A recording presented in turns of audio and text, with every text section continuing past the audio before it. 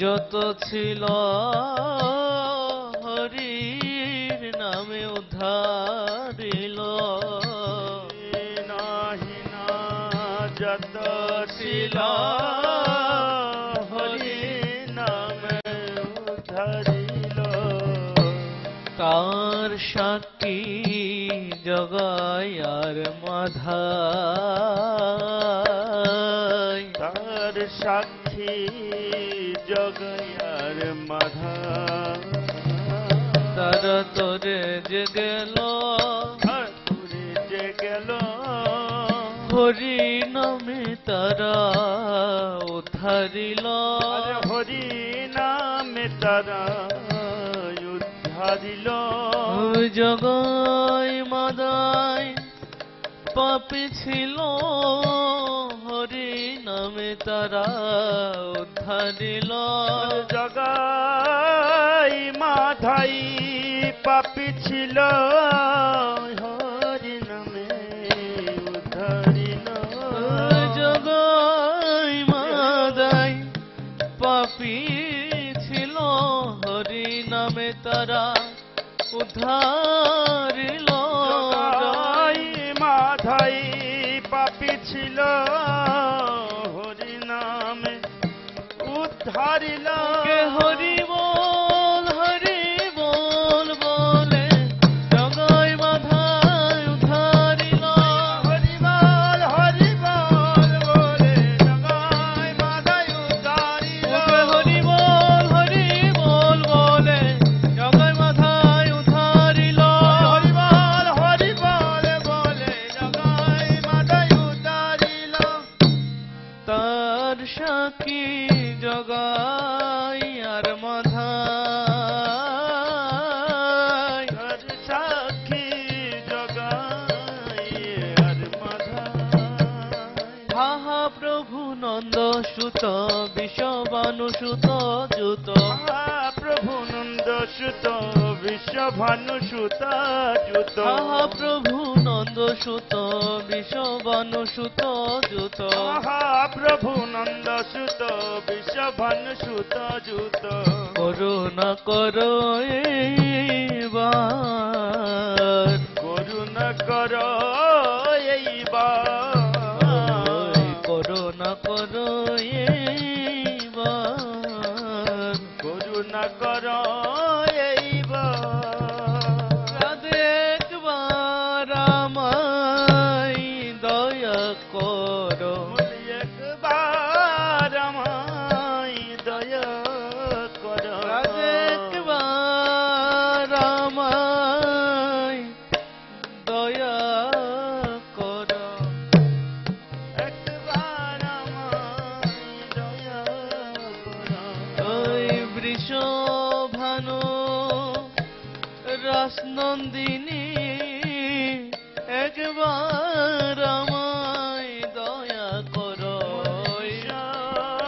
ভানু রসনন্দিনী একবার আমায় দয়া কর, ওই বৃষভানু রাসনন্দিনী ওই চরণে শরণ নিলাম, ভানু রসনন্দিনী ওই চরণে শরণ নিলাম, তুমি বৃষভানু রাসনন্দিনী ওই চরণে শরণ নিলাম, ভানু রসনন্দিনী ওই চরণে শরণ নিলাম, ওই রাধে জয় রাধে বলে ওই চরণে শরণ নিলাম,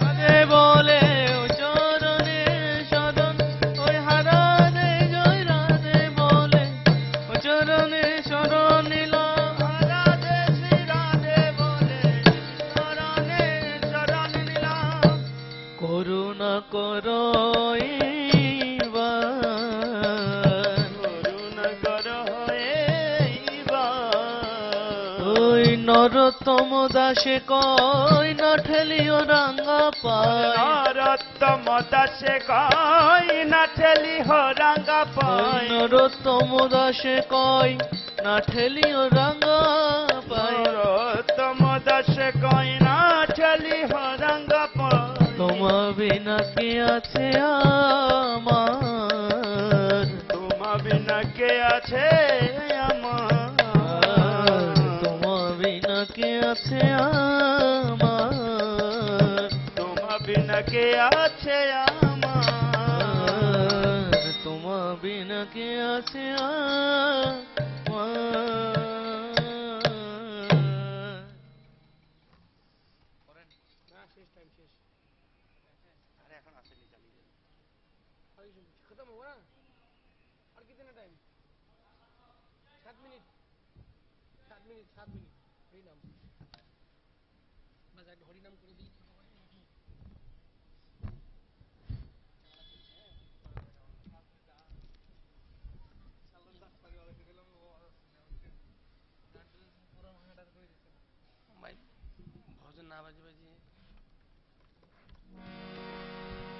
Hare Krishna, Hare Bol.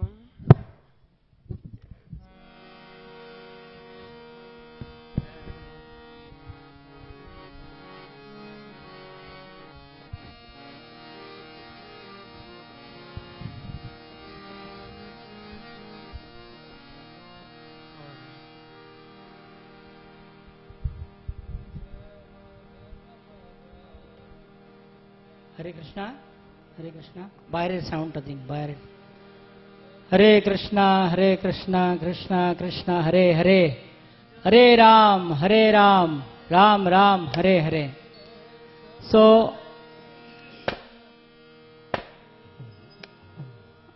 all the devotees are requested to be present on time. Some other engagements are there, so please come fast. We are going to start within 5 minutes this Sravan Utsav. আমরা এখনই 5 minute মধ্যে শুরু করতে চলেছি, তো তাড়াতাড়ি আপনারা চলে আসবেন শ্রাবণ উৎসব পান্ডালে। হরে কৃষ্ণ, হরে কৃষ্ণ, হরে বল। জয় মাধব মদন মুরারি, জয় মাধব মদন মুরারি, जय केशव कली मलहरे, जय केशव कली मलहरे, जय माधव मदन मुरारी, माधव मदन मुरारी, माधव मदन मुरारी, जय केशव कली मलहरे, सब कली मलहरे, जय केशव कली मलहरे, जय केशव कली मलहरे, माधव मदन मुरारी, माधव मदन मुरारी, जय Radhe Shyam, Radhe Shyam, Radhe Shyam, Radhe Shyam, Radhe Shyam, Radhe Shyam, Radhe Shyam,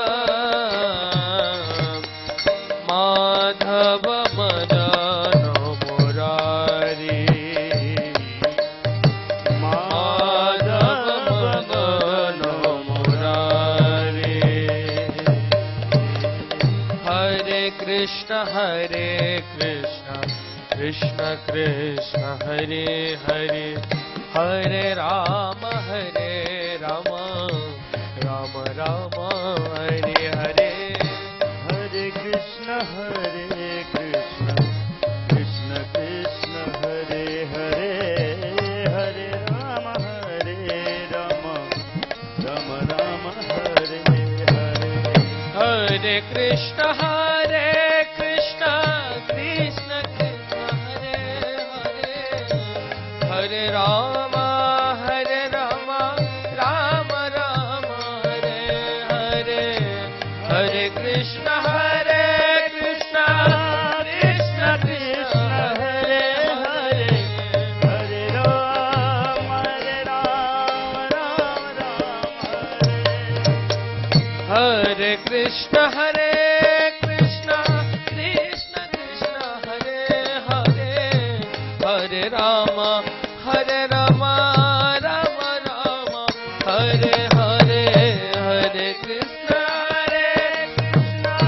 please everybody sing Hare Hare Hare Ram Ram हरे कृष्ण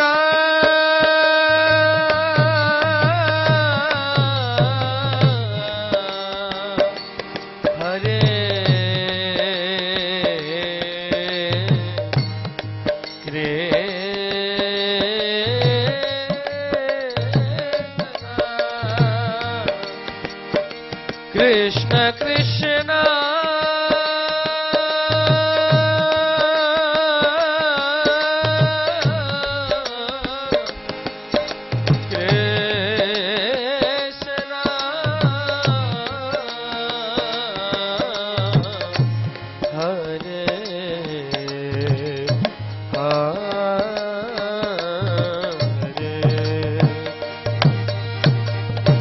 हरे राम राम राम हरे हरे हरे कृष्ण कृष्ण हरे हरे हरे राम राम राम हरे हरे हरे कृष्ण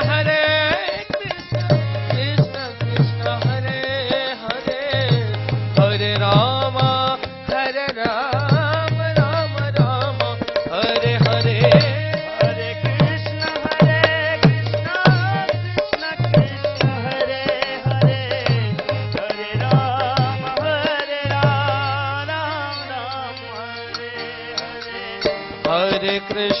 हरे कृष्ण कृष्ण कृष्ण हरे हरे हरे राम राम राम हरे हरे हरे कृष्ण कृष्ण कृष्ण हरे हरे हरे राम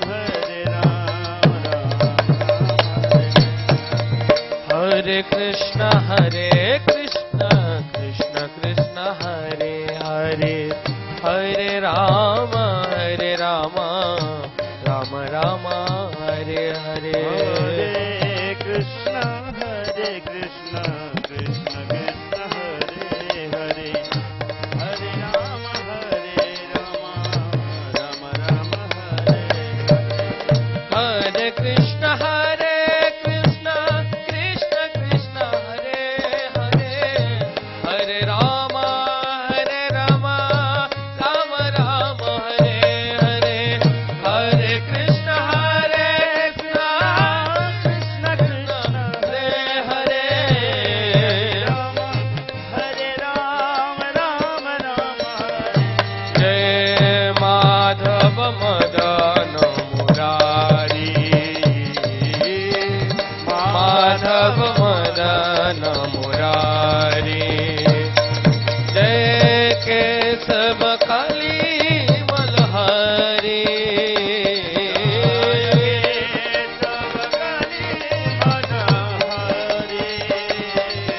जय केशव कली मलहरी केशव कली मलहरी जय माधव मदन मुरारी माधव मदन मुरारी माधव मदन मुरारी माधव मदन मुरारी माधव मदन मुरारी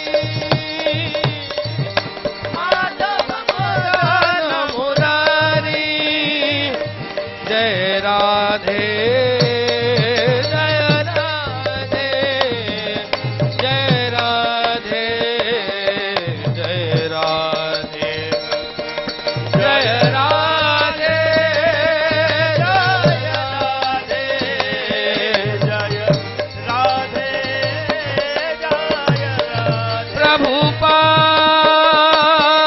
प्रभुपाद प्रभुपाद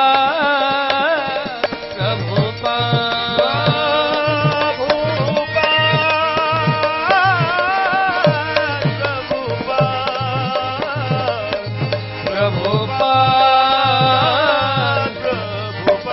हरि बोल हरि बोल हरि बोल हरि बोल हरि बोल हरि बोल हरि बोल हरि बोल हरे धन्यवाद प्रभु. Very nice kirtan. We can give hands.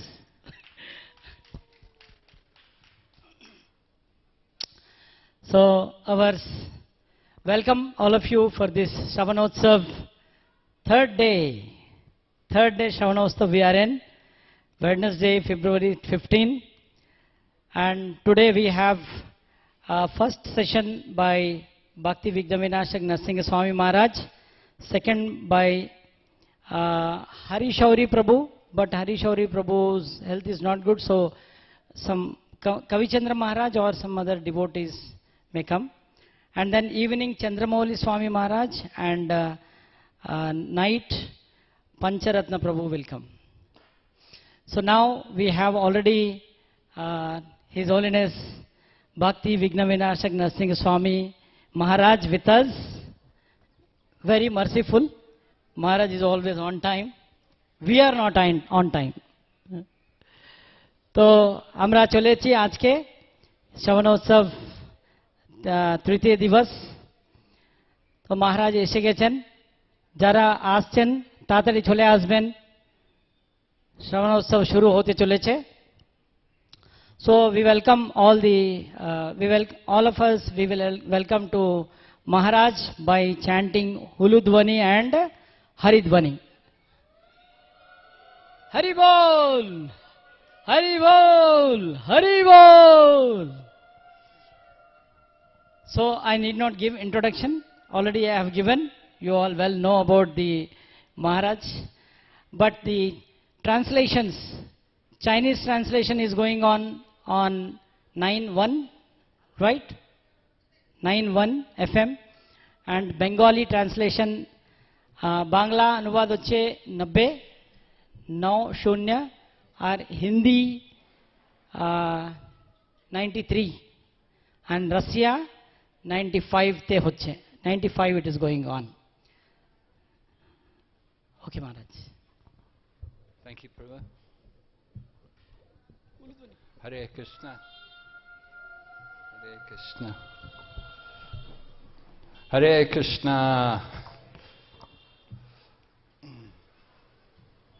Jai Jai Shri Chaitanya Jaya Nityananda.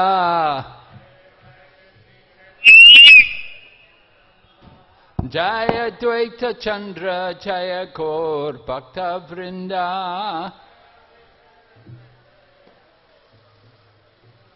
Jai Jai Shri Chaitanya Jaya Nityananda.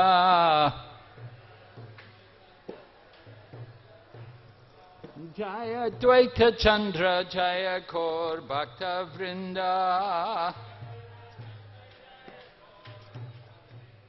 Jai Jai Shri Chaitanya Jaya Nityananda.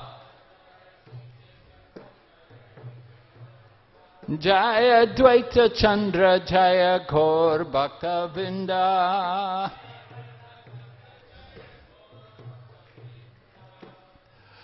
Namo Vishnu Padaya Krishna Prastaya Bhutale Srimati Bhaktivedanta Swami Iti Namane Namaste Saraswati Devi Gauravani Pracharine Nirvishesha Shunyavadi Paschatya Deshatarine Vanchakaupatarubhyascha Kripa Sindhu Bhaevacha Patitanam Pavanebhyo Vaishnavibhyo Namo Namaha.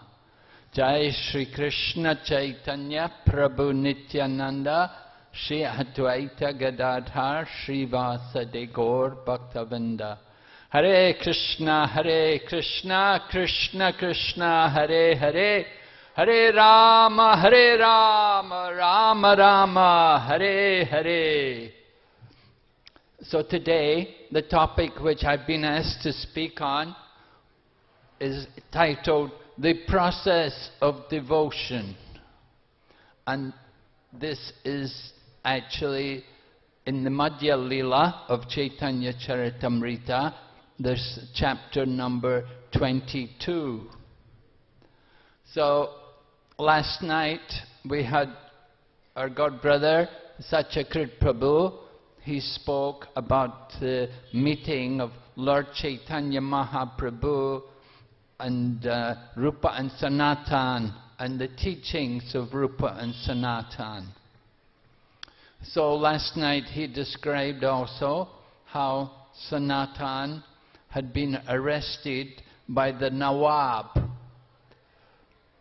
You know, if you go to Ramakeli, Ramakeli is a very, very wonderful place, very, very famous actually. A lot of tourists come to Ramakeli. Now, devotees also go to Ramakeli. We like to go to Ramakeli because we remember the pastimes of Rupa and Sanatan. They were living there in Ramakeli, and it was in Ramakeli Lord Chaitanya came there and met them. As we heard last night, Lord Chaitanya went to Ramakeli and he met with Rupa and Sanatan. And after meeting with Lord Chaitanya, then Rupa and Sanatan were convinced that they must join Chaitanya Mahaprabhu's movement. So Rupa Goswami, he was able to leave immediately. But for some reason, Sanatana was not able to immediately leave. And it happened that the Nawab had him arrested. Now, I was saying Ramakeli is famous, but it's not just for Rupa and Sanatan. It's not that everyone who goes there are Vaishnavas. A lot of historians also go to Ramakeli because the Nawab Hussain Shah, he was ruling Bengal. It's described that Chandkazi in Krishna Lila was Kamsa. And the Nawab Hussain Shah, he was Jarasandha in Krishna Lila. That's how we understand the relationship with these two Mohammedan rulers. The Chandkazi was the magistrate here in Mayapur, and the Nawab Hussain Shah, he had his emperor's palace at Ramakeli. And so there are ruins there from the times of the Nawab Hussain Shah. His palace, his residence, different things which he had there, which he had built. There are many ruins there which are all protected by the archaeological foundation of India. And historians come from around the world. They come to see these ruins. And one of the places which we go to see when we're there in Ramakeli, there's a special Big, it's a big kind of amphitheater, like a mosque or something, I don't know, but anyway, they say this was the prison where Sanatana Goswami was held. And sometimes when we go on parikram, devotees will do the drama of Sanatana in the jail, and how he talks to the jailer, and how he influences the jailer. Because Nawab, remember, Rupa and Sanatana had become Mohammedans, and they were known as Dabir Khas and Sakhara Malik. So Sanatana was in the jail, and how to get out. So he spoke very nicely to the jailer, and he told the jailer that if you let me go free, I'm going to go to Mecca, and I will offer prayers on your behalf in Mecca. And then he said, and I want to also give you some money also. So Rupa Goswami, he had left 25% of his savings. He had left it for emergency purposes. And so this was used by Sanatana Goswami to bribe the jailer so that he could get out of the prison there in Ramakeli. So it's very wonderful. I encourage all of you, if you have not been to Ramakeli, you definitely do want to go and see. It's a very, very wonderful place. And Rupa and Sanatana, when they were living there, they were making it like a Vrindavan. And they had different kunds made, and it's a very transcendental place. Everywhere around you see herds, small herds of cows. Many cows kept there. Now we have purchased land there in Ramakeli. ISKCON have managed to get a plot of land, and they're going to develop some facility there. But it's a very special place, and generally I said people go there because of the Nawab. We go there because of Rupa and Sanatana, to hear about the pastimes. And one of there's a temple there where Sanatana Goswami was staying, and it's taken care of by the government of India. And it's a very nice small temple, and the deities are well taken care of. And they have also Bhaktisiddhanta Saraswati Prabhupada. He placed also the lotus feet of Chaitanya Mahaprabhu there. So it's a very special place, because Chaitanya Mahaprabhu visited there, and Rupa and Sanatana lived there, and it's very beautiful. And just near to there, not far away from Ramakeli, you can go to Kanai Natsala, which is also an ISKCON center there in Kanai Natsala, which is a whole another pastime.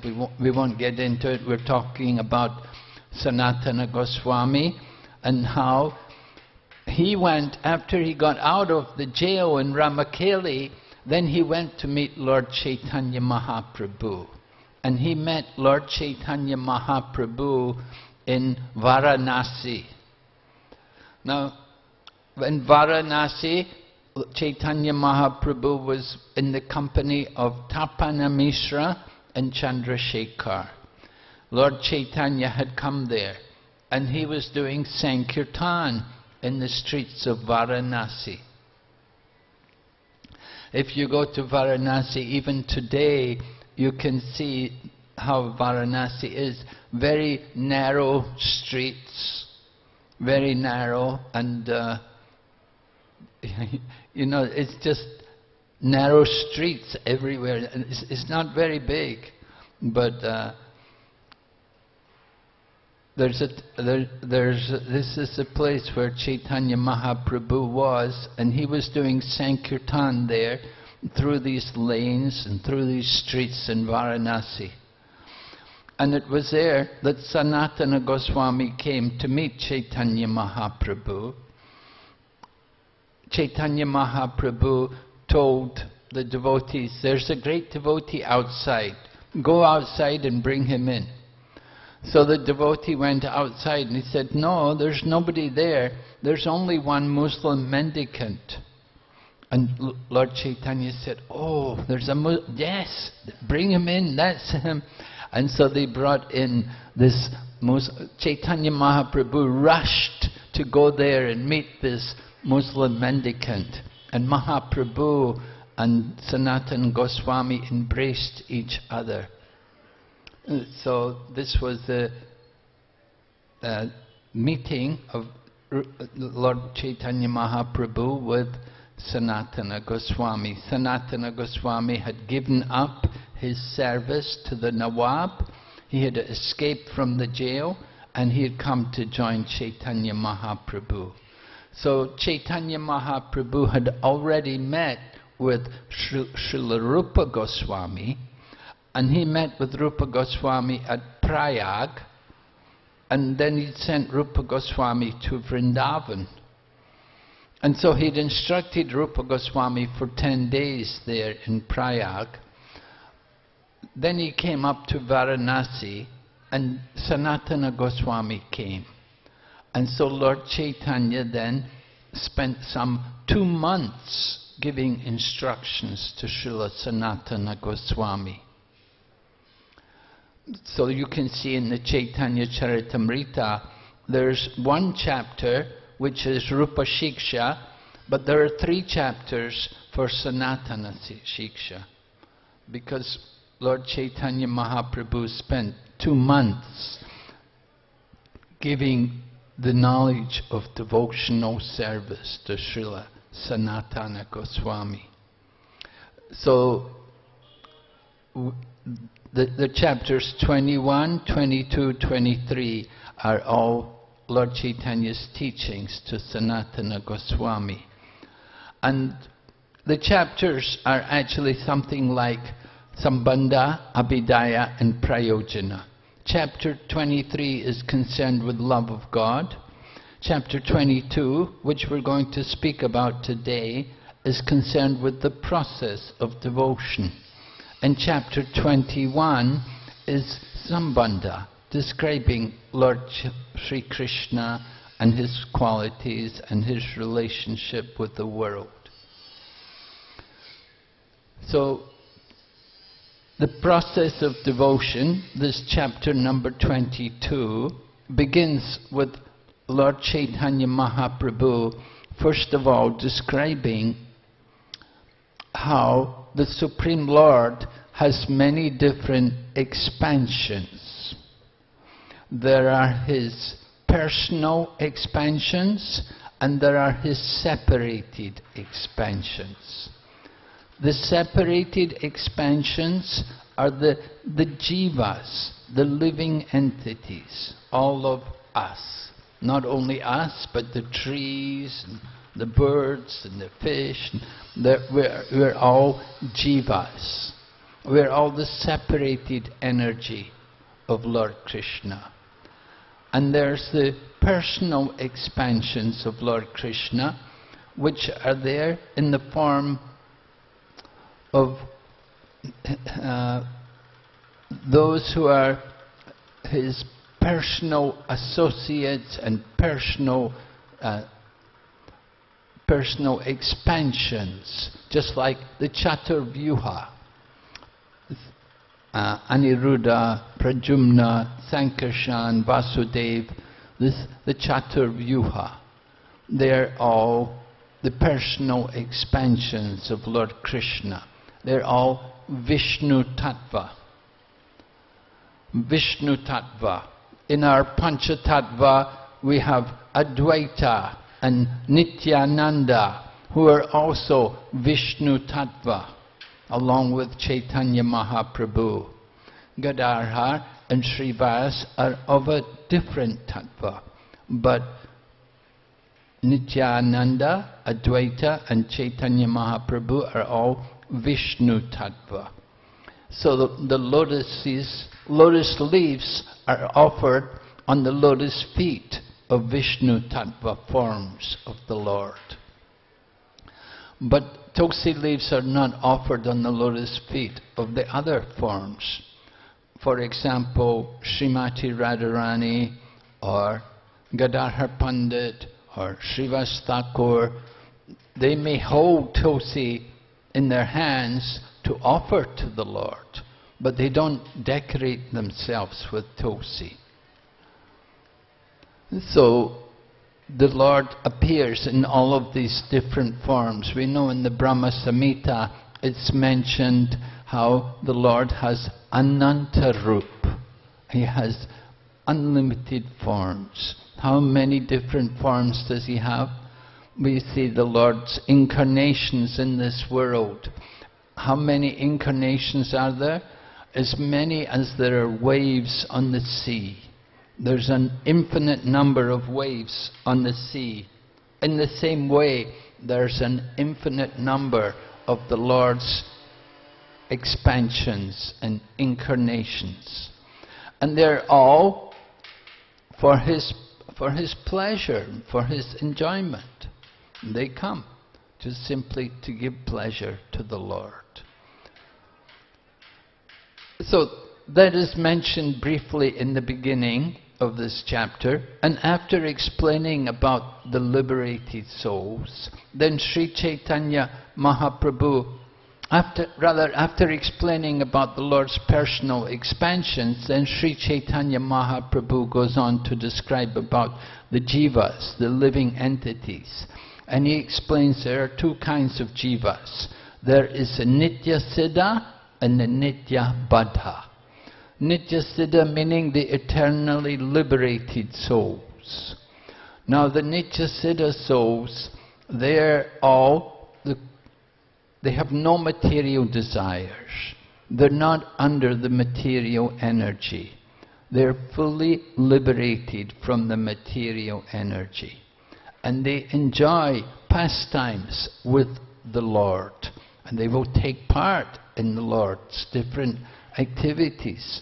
When the Lord manifests Himself in this world, then the Nitya Siddhas will also come and be with Him to take part in His different pastimes. So the Nitya Siddha souls, some of them, generally, they reside in the spiritual world. But sometimes the Lord does send a liberated soul into this world for the purpose of preaching and distributing Krishna consciousness. Sometimes under the direction of the Supreme Lord, the Nitya Siddhas will come into this world. But generally, the Nitya Siddhas are residents of the spiritual world.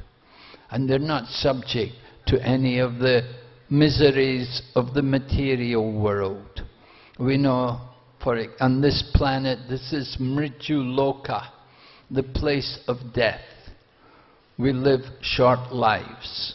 Death comes soon. But in the spiritual world, there is no death. There's no old age. There's no COVID. There's no disease.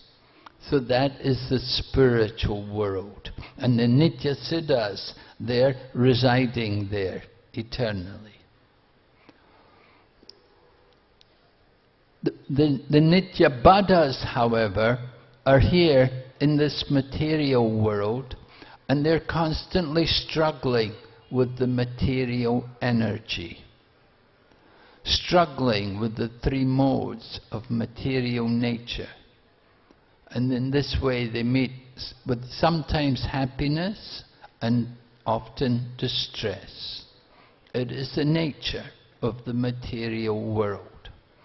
Nitya Baddhas are always trying to conquer over the material energy and trying to exploit the resources of the material world for our own sense gratification.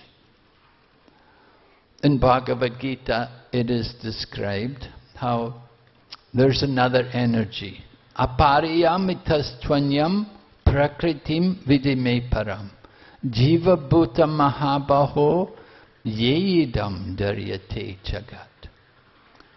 Lord Krishna is explaining that besides this material energy, there's another energy of mind which are all living entities who are struggling with the material nature, trying to exploit the world.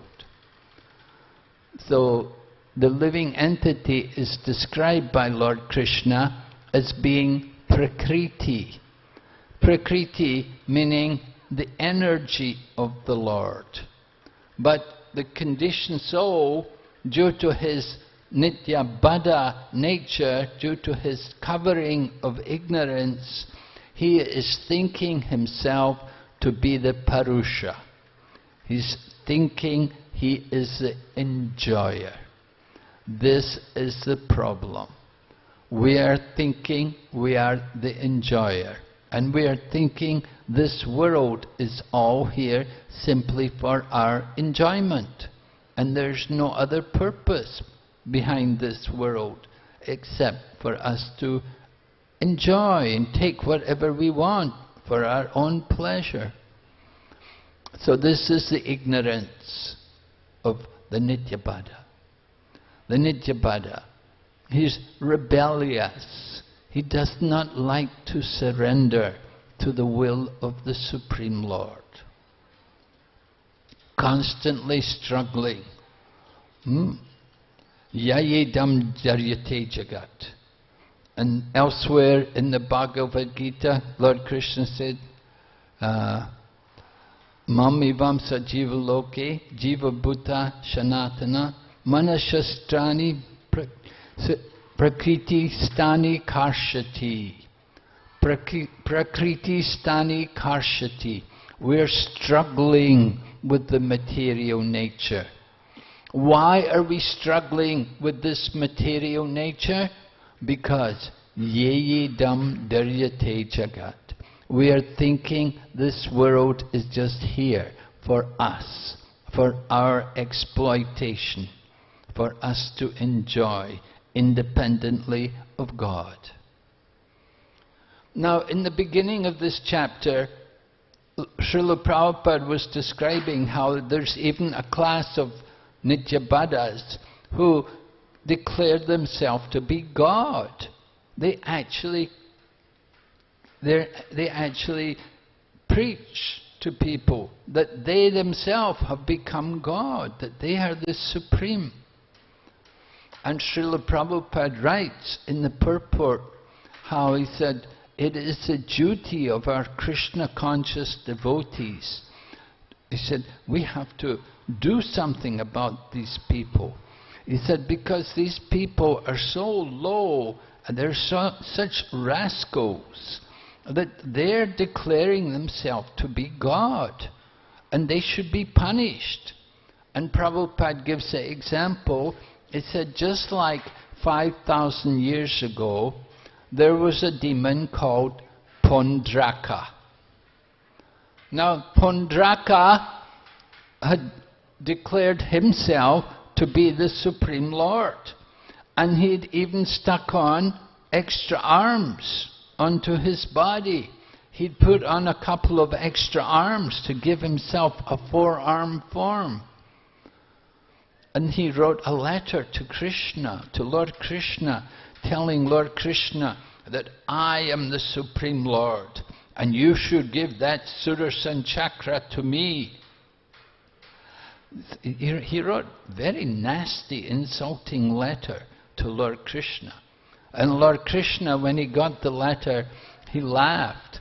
And when Lord Krishna actually came on the battlefield to confront Pundraka, he laughed even more. Because when he saw Pundraka, he just looked so ridiculous with his two arms stuck on, and in this way declaring himself to be Lord Narayan. So Prabhupada said, Lord Krishna killed Pundraka immediately. Lord Krishna threw his Sudarshan chakra and decapitated him, cut off his head. And Prabhupada said, he said, I'm not saying that you should kill these people. You know, Prabhupada may have been a little worried that we'd take Prabhupada's words very seriously. and we run around and start killing people who say they're God. But Prabhupada said, I'm not saying that you should kill these people, but you do have to defeat them, and you have to expose them for what they are. That they're doing the greatest disservice to society. By declaring themselves as God, they're bringing havoc onto the whole planet. And it is the duty of our Krishna consciousness movement to do something about this and to save the world from going to hell. And so this was one of Prabhupada's powerful purports, which are there in the Chaitanya Charitamrita. He was expressing his desire.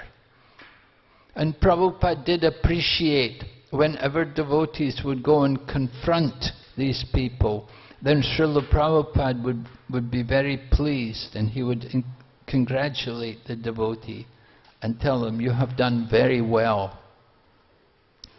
Just like in Prabhupada's time, there was one scientist who was saying that he is going to make life from chemicals.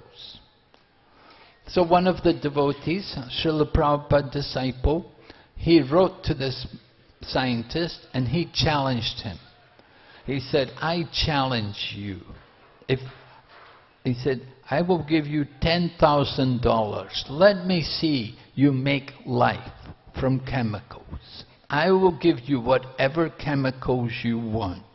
Let me see you make some life.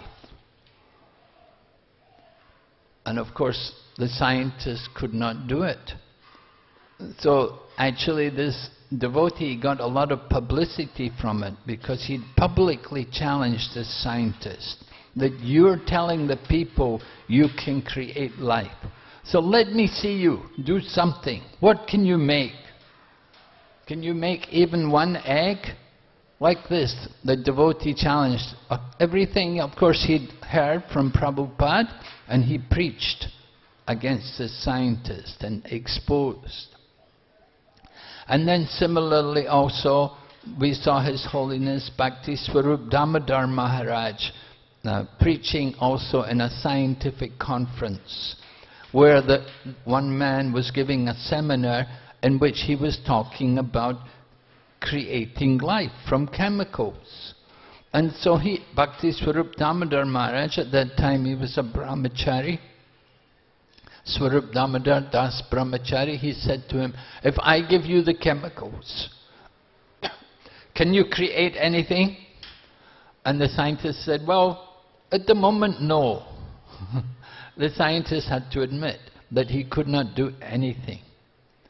So Srila Prabhupada was appreciating these devotees, that they were boldly preaching the Krishna conscious philosophy.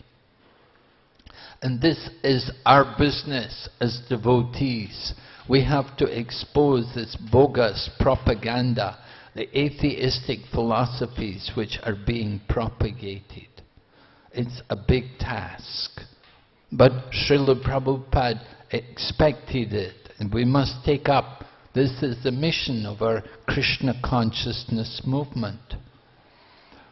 We were hearing last night how we offer our respects to Rupa Goswami, that he is fulfilling the desire of Lord Chaitanya Mahaprabhu. And so the desire of Lord Chaitanya Mahaprabhu is to expose these rascals, just as Chaitanya Mahaprabhu defeated the Mayavadi philosophers in Benares, Prakashananda Saraswati. Chaitanya Mahaprabhu met with them and he preached to them the Vaishnava philosophy, and they all accepted his preaching, and they all chanted the Hare Krishna mantra by the influence of Chaitanya Mahaprabhu. So Sri Chaitanya Mahaprabhu is explaining to Srila Sanatana Goswami this process of devotion. And he explains about the condition of the Nitya Baddha souls, nitya-baddha, eternally conditioned. The eternally conditioned souls, they can become liberated. They need the mercy. They need some mercy. They are suffering the miseries of the material world. Adi-bhautik, adi-atmik, adi-daivik. These different miseries which are there in this material world. The miseries from other living entities. The miseries from our own body and mind. And miseries from the material nature. This world is not a very pleasant place. Although we try to cover up the miseries, actually it's constantly suffering, with only a few moments of flickering pleasure in this world. So how to help the nitya-baddha souls? There is such a thing as kripa-siddha. Kripa-siddha, special mercy, causeless mercy. One time devotee asked Srila Prabhupada, what is kripa-siddha? And Srila Prabhupada explained to the devotee, he said, just like if I come to you and offer you $1 million, and you've never seen me before, and I just come and say, here's $1 million, take it. That is kripa-siddha, special mercy. So, it's not very common for that to happen, right? You didn't get $1 million like that. It's very unusual. So kripa-siddha is very rare. So how can the nitya-baddha ever be liberated and become a nitya-mukta? Well, the other process by which they can be liberated is by sadhana. You know, sadhana-siddha. By sadhana, by spiritual practice, we can come to the liberated stage. Doing sadhana. But how to perform sadhana? What is this sadhana which we should do? To understand what is sadhana, we have to have the grace of devotees. We have to have association with devotees. Without association with devotees, it will be very difficult for us to understand spiritual life. And it will be practically impossible for us to make progress in this world. We need to have association. We need to have somebody to guide us and to lead us. We need to see the examples. And without seeing the examples, then it's very difficult for us to make any progress in spiritual life. So that association with the spiritual teacher, with the advanced devotees, that is required. We have to get that kind of association. And we see this explained to us also in Srimad Bhagavatam, in different places. It is described the importance of association with the advanced devotees. For example, it happened with Maharaj Rahugan and Jadbharat. Maharaj Rahugan was a king of Sindhu and Soviri, and he was being carried in his palanquin, and he was going to visit holy places. I think it said he was going to Ganga Sagar. He was going on pilgrimage, and he was going in a palanquin. So he was being carried by 4 strong men.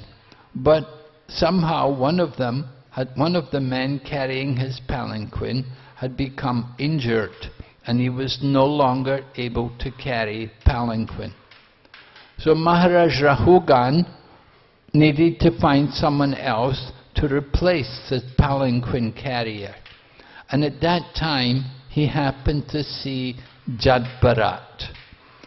Jad-bharat was walking around looking just like he was Jad, like he was Jada. He was a dumb or retarded person. His hair was disheveled, and his clothes were old and ragged and not properly arranged. But he was strong. His body was strong. His physique was good. So Maharaj Rahugan thought, this one, he will do. He can carry my palanquin.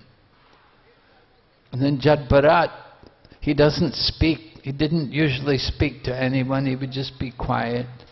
And so they told him, you do that. And he just did what he was told. And he started to carry the palanquin. But when he was carrying the palanquin, there were some insects on the path. And Jad-bharat was very careful. He didn't want to harm any of the insects. So he began to step this way and that way. And in this way, Maharaj Rahugan, who was in the palanquin, he was being shaken around. He was being almost knocked out of the palanquin. So he was shocked. What is going on? And he got down from the palanquin, and then they told him, oh, it's this one, this man. He was walking in a funny way. And so Maharaj Rahugan threatened Jad-bharat that if you don't carry the palanquin properly, I will have you beaten. I will whip you myself if you don't carry it properly. Do what you're told. But when Maharaj Rahugan spoke in this harsh way to Jad-bharat, then Jad-bharat began to speak transcendental knowledge. And he said to Maharaj Rahugan, you know, you think you are the king. You think you're riding in the palanquin, and you think I am your palanquin carrier. You do not know who you are. You do not know who I am. You do not know what is the goal of life. You do not understand the truth. Maharaj Jad-bharat went on to speak in a very deep philosophical way to Maharaj Rahugan. And Maharaj Rahugan was just amazed to hear the wisdom and the philosophy which Jad-bharat was speaking. So Maharaj Rahugan fell at his feet and begged forgiveness. He said, oh, you are some great personality. I may have offended you. And he fell at his feet and begged forgiveness. And he also asked Jad-bharat, where did you get this transcendental knowledge from? How do you know all of this? Who taught you all of this? So at that time, Jad-bharat explained, he said that you don't get this knowledge just by simply doing austerities. And you don't get it by studying a lot of scriptures. You don't get this knowledge, you don't get this position, this state of consciousness by performing sacrifices or just by going to holy places and taking bath in holy rivers. And you may surround yourself by fires in the summer, and you may bathe in freezing cold water in the winter. So all of these austerities, none of these things are any good to help you achieve the goal of life. If you want to get the goal of life, you have to take the dust from the feet of the devotees.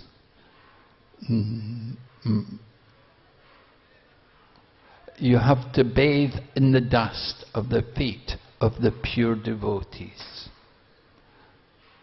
Naisham matistavad arukramangrim sprishati anarto pagamor yadartha. mahiyasham padarajo vishekam niskinsananam na pranityavat.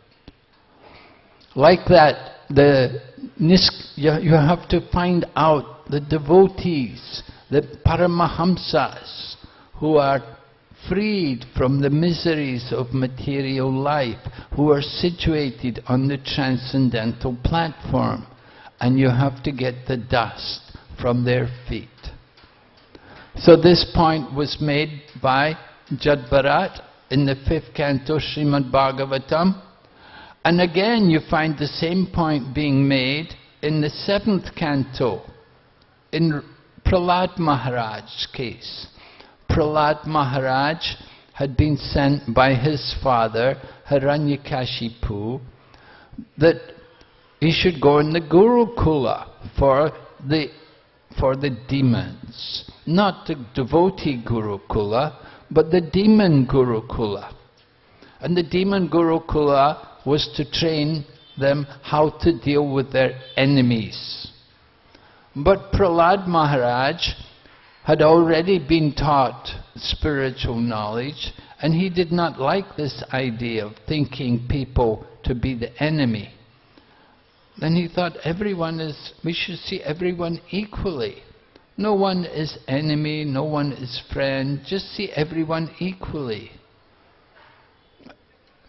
So Prahlad Maharaj was in the Gurukula. After some time, his father called for his son, and he asked his son, said, now you have been in the Gurukula for some time. Tell me, what is the best thing you have learned there? So Prahlad immediately said to his father, Shravanam Kirtan Vishnu. And Hiranyakashipu heard, Vishnu? What? Vishnu? Vishnu was the enemy of the family of Hiranyakashipu, because Hiranyakashipu's brother Hiranyaksha had been killed by Lord Vishnu in the form of the boar, Lord Varaha. So Hiranyakashipu hated the name of Lord Vishnu. And when he heard Prahlad Maharaj tell him, Shravanam Kirtan Vishnu, oh no, that was not the right thing to tell Hiranyakashipu. And he got really upset with Prahlad, and he was going to kill him. And anyway, at one point he asked Prahlad, where did you get this knowledge? Who made you into a Vaishnava? How is it you have become a Vaishnava? Where did you get this from? Hiranyakashipu had been very careful to keep him in the demon Gurukula and to keep him away from any devotees. He thought if any of the people of Vishnu come, they will contaminate him with their Vaishnava teachings. So he was very careful that his son should not get any contact with the devotees. So he asked Prahlad, where did you get this from? And Prahlad Maharaj told his father, Materna Krishne Paratasvatova Vipajita Grehavratanam Adanta Gobir Vishatam Tamijram Punas Punacharvita Charvananam. Prahlad Maharaj is saying that you don't get it just by your own efforts, and you don't get it just by being with others. He said, if you've made a vow to stay in family life, then you're just chewing the chewed. You're chewing what has already been chewed. And then Prahlad Maharaj then went on to say that you have to get the dust. You have to get the mercy from a devotee, from one who has devotion. Bhakti comes from a bhakta. You have to find out one who is a devotee. Actually, I say the word bhakta, that bhakta means new devotee. So I don't mean a new devotee. In Chaitanya Charitamrita, Prabhupada explains that bhakta is the term for new devotee. So sometimes people will sing Jaya Bhakta Prahlad. That's wrong. We shouldn't say Jaya Bhakta Prahlad, but we should say Jai Prahlad Maharaj. Prahlad Maharaj, of course, is not a Bhakta. And Bhakta, Prabhupada does say in Chaitanya Charitamrita, that is the term for a neophyte devotee. So what kind of devotee do we have to get? To get devotional service, we should get the association with one who is niskinchana.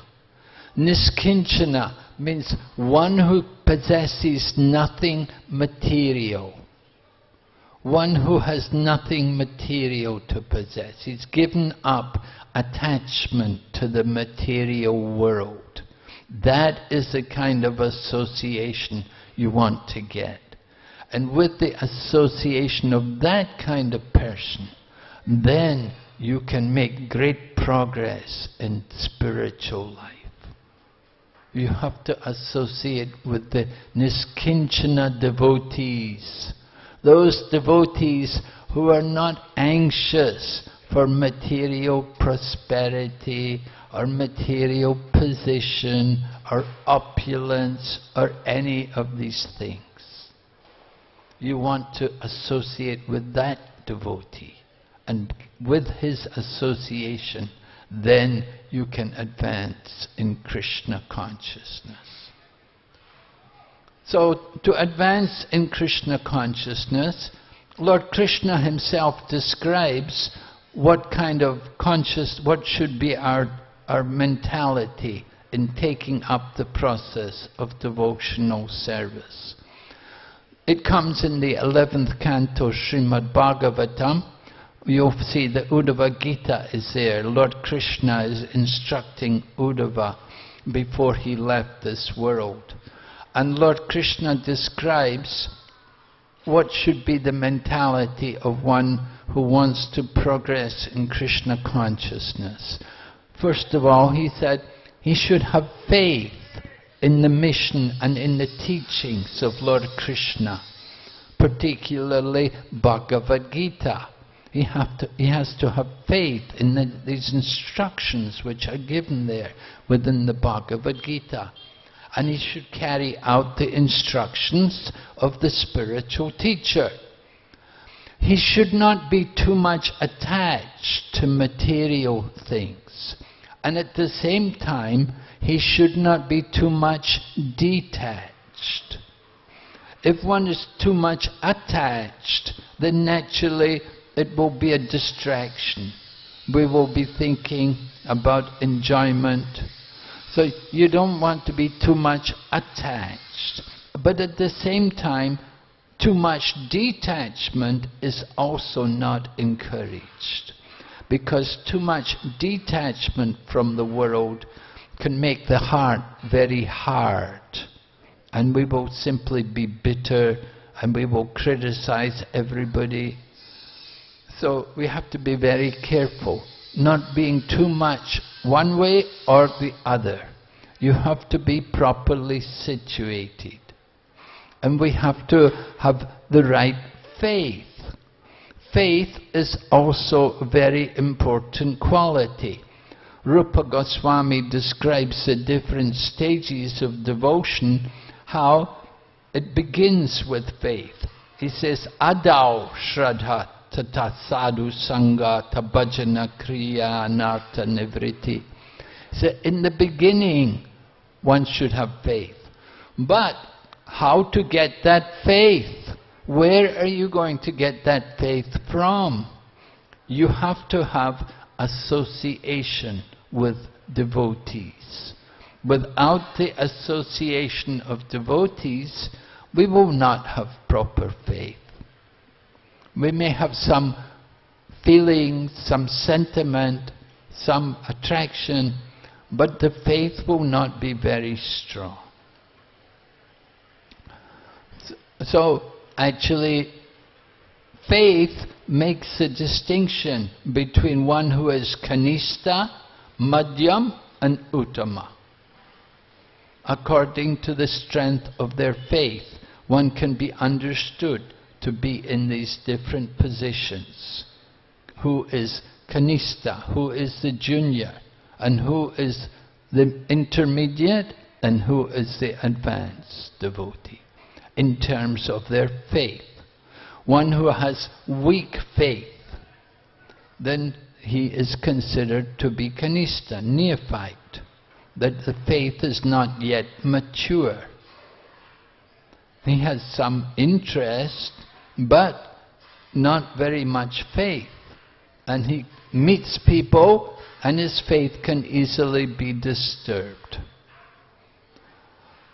Just like a new devotee, he may be coming from a background where he was not vegetarian, and he becomes a devotee, becomes a vegetarian, and people may say to him, "Oh, vegetarian, oh, it's not good for health, oh, you'll be very weak, oh, you'll get sick easy if you're a vegetarian." And he may listen and he may believe it. He may not know how to argue and how to defeat these kind of people. But I remember as a young devotee, we would go out on Sankirtan and we would distribute books in the streets. And sometimes people would say to us, "Why are you doing this?" They say, "Why don't you just work and get a job like normal people?" And they would say things like, "You know, when you're old, who will take care of you? When you get old, who's going to look after you? You're spending your life distributing books to people. Who's going to take care of you?" They would say these kind of things. And some people didn't have faith. They didn't know how to answer and how to respond to these kind of arguments. Of course, you can simply say to them, "Well, who's going to take care of you? Do you think you're saying who's going to take care of me? I'm serving Krishna. Krishna takes care of us. Krishna takes care of everyone. We have faith in Krishna, that he looks after everyone. He's providing for the elephant. The elephant needs so many kilos of food. And the tiny insects, like the ants, they need their grain of sugar. Who is providing for them? The same person who's providing for them, he's providing for us also. We live by the grace of God. We don't just live simply by our own efforts, but we live by the grace of God. And so do you, everyone. We're all living by the grace of God.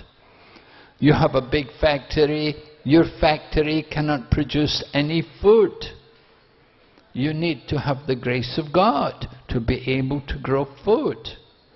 So in this way, you go out on book distribution, you meet people, your faith will be challenged, and you have to be able to defend yourself. You have to be able to answer these arguments. So one who is weak in faith, he can be disturbed by these things. That is the Kanistha platform, to be shaken. But the Madhyama devotee has a little stronger faith, and he has good faith, but still his philosophy may not be very strong. He may not have all the arguments to defeat everyone, but he has full faith in whatever he's doing. And even though people may criticize him and they may put many doubts into his mind, he is not disturbed. His faith will remain strong. That is the Madhyama devotee. The Madhyama devotee makes distinction between people. Kanistha devotee, he simply sees God in the temple, and he doesn't see God in the hearts of other people. So generally neophyte devotees, they're encouraged to be more in the temple and worship the deity and gradually hear more spiritual knowledge. And with more spiritual knowledge, they can go on to understand how God is in the hearts of all living entities, and to see God in all living entities, not only in the deity. So the Madhyama devotee, he makes distinction. He will offer his worship to the Supreme Lord. He will associate with those who are his peers, those who are also devotees. He will give mercy to those who are innocent, who are willing to hear. And he will avoid those who are atheistic and blasphemers. He doesn't want to meet these kind of people. We may say, oh, we should be able to convince these people. Yes, we should be able, but not everybody is able to do this job. It's a difficult task. So the Madhyama devotee, he's not yet ready to confront these kind of people. So in the course of his preaching, he does have to make distinction between who is a good candidate to hear and who is not. Now somebody who is openly atheistic and blasphemous, an intermediate devotee doesn't want to spend time with him, because it will be very difficult to change his mind. In the Kali Yuga, we see that people like to argue. They don't much care to hear. They just like to argue. And you get nowhere with it. You can spend so much time arguing with people and get nowhere. So we encourage the intermediate devotees, you don't waste time with these people who are agnostic, who don't believe in God and who don't have any interest and who are narrow-minded and not willing to hear. Rather, we look for the innocent people who are ready to hear. So that is the Madhyama devotee. He will make distinction. He's looking for the innocent people. He will avoid the atheists. And on the topmost platform, you have the Uttama devotees who are very expert. They have full faith in the philosophy, and they're very expert in all the arguments, and they can defeat whatever others come up with. Whatever arguments are presented to them by others, they can defeat these arguments. So this is the Uttama devotee. Now, sometimes Prabhupada will make distinction between Kanistha, Madhyama and Uttama, not just simply in terms of faith, but it can also be in terms of their attachment to Krishna. That there is also attachment to Krishna. And the attachment in the neophyte devotee will be weak, the attachment in the intermediate devotee will be stronger, and the Uttama devotee, he will have the greatest attachment to Krishna. So there are different degrees of devotees. We see devotional service in this way. We have to get the association of devotees. Now, how much association do we need to get? From Chaitanya Charitamrita, we see Krishnadas Kaviraj, he is given the verse about Labha Matra Sadhu Sange Sarva Siddhi Hoy. That Labha Matra meaning a moment, a fraction of a second. It is said 1/11th of a second. That one can associate with a devotee just for 1/11th of a second. That can be sufficient for us to get all perfection. So association with devotees, it doesn't have to be for a long time. Similarly, in the first canto, Srimad Bhagavatam, there's a verse there describing the sages of Naimisharanya. And they're also speaking about the importance of association with a devotee. Kulavena lavenapi naswargam nagatam param. They're saying that if you can get just a moment's association with the devotee, lavena api, lavena, again lavena, that moment, and api, even a moment's association, then naswargam naparam gatim, that it's more valuable than going to heaven, it's more valuable than getting liberation, it's more valuable than doing 1,000 sacrifices, just to get that moment's association with the devotee. Again, with the devotee. Who is that devotee? That is that niskinchana devotee, that one who has given up all attachment to the material world and who sees everything in everyone in relation to Lord Krishna. We want to get that kind of association. Now, how do we get that association? So, in this chapter of Chaitanya Charitamrita, again, we're speaking chapter 22, Lord Chaitanya's instructions to Sanatana Goswami. Srila Prabhupada raises the question, what is the qualification to get that association with the devotees? He said, is it just by accident that we get that association? Is it just by chance? And Srila Prabhupada quotes Srila Bhaktivinoda Thakur's purport in this matter, and Srila Bhaktivinoda Thakur has described that there, in addition to pious activities, there are also activities which give devotional service.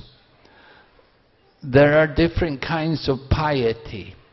First of all, you may perform activities of a mundane nature. You give charity, maybe for a children's home, or maybe for a hospital, or a school, or maybe you donate blood, different things like that. So that kind of pious activity, that will result in the same benefit coming back to you. It will come back in the equal amount. As you give in charity for a cause, it will come back. And then there are also charities or pious activities which are done, which are more in relation to getting liberation from this world. Just like if you give charity for an impersonal yoga society, some other yoga institution or some other spiritual society come and they're asking donations, you give them a donation, that qualifies you for impersonal liberation. That's the benefit, that you qualify for sayujya mukti, impersonal liberation, because that's their goal. They're teaching that the goal of life is impersonalism, you should merge, you should become one, you should get sayujya mukti, and if we contribute to them, then we get the benefit they're offering. We become more qualified to share their benefits. But if we give to the devotee, the one who is propagating Krishna consciousness, then that qualifies us for devotional service. That is bhakti unmuli sukriti. There's these different kinds of sukriti. So there is bhogunmuli sukriti, which is material benefit. There's mukti Unmukti Sukriti, where you qualify for liberation, and then Bhakti Unmuli Sukriti, where you qualify for devotion. So that is the qualification for entering into devotional service, if you do some activity like that. In Bhagavad-Gīta, Lord Krishna also describes Yesham tvantagatam papam jananam punya karmanam tidanva noham nirmukta bhajanti mam dradavrita. Lord Krishna describes there in the Bhagavad-Gīta that people who have acted piously in previous lives and in this life and are free from all sinful reactions, then they can engage themselves in my devotional service with determination.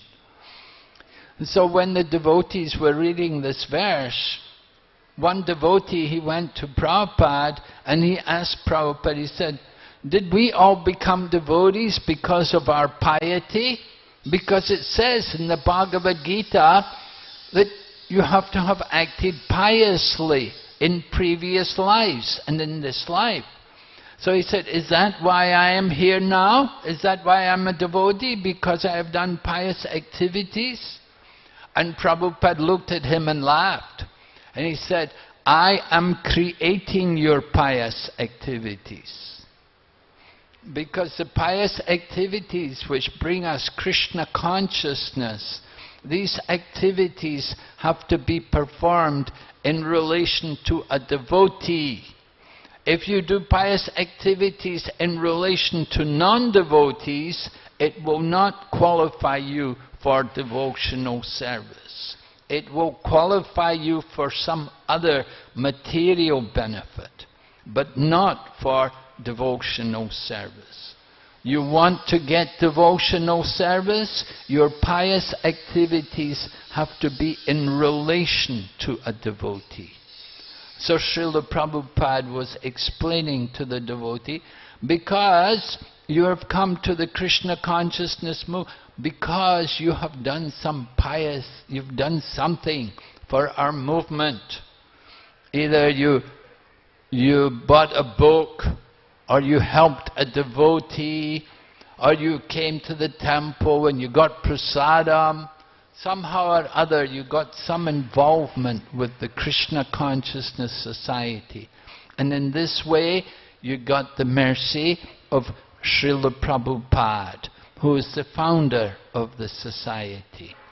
And Srila Prabhupada is represented by this society.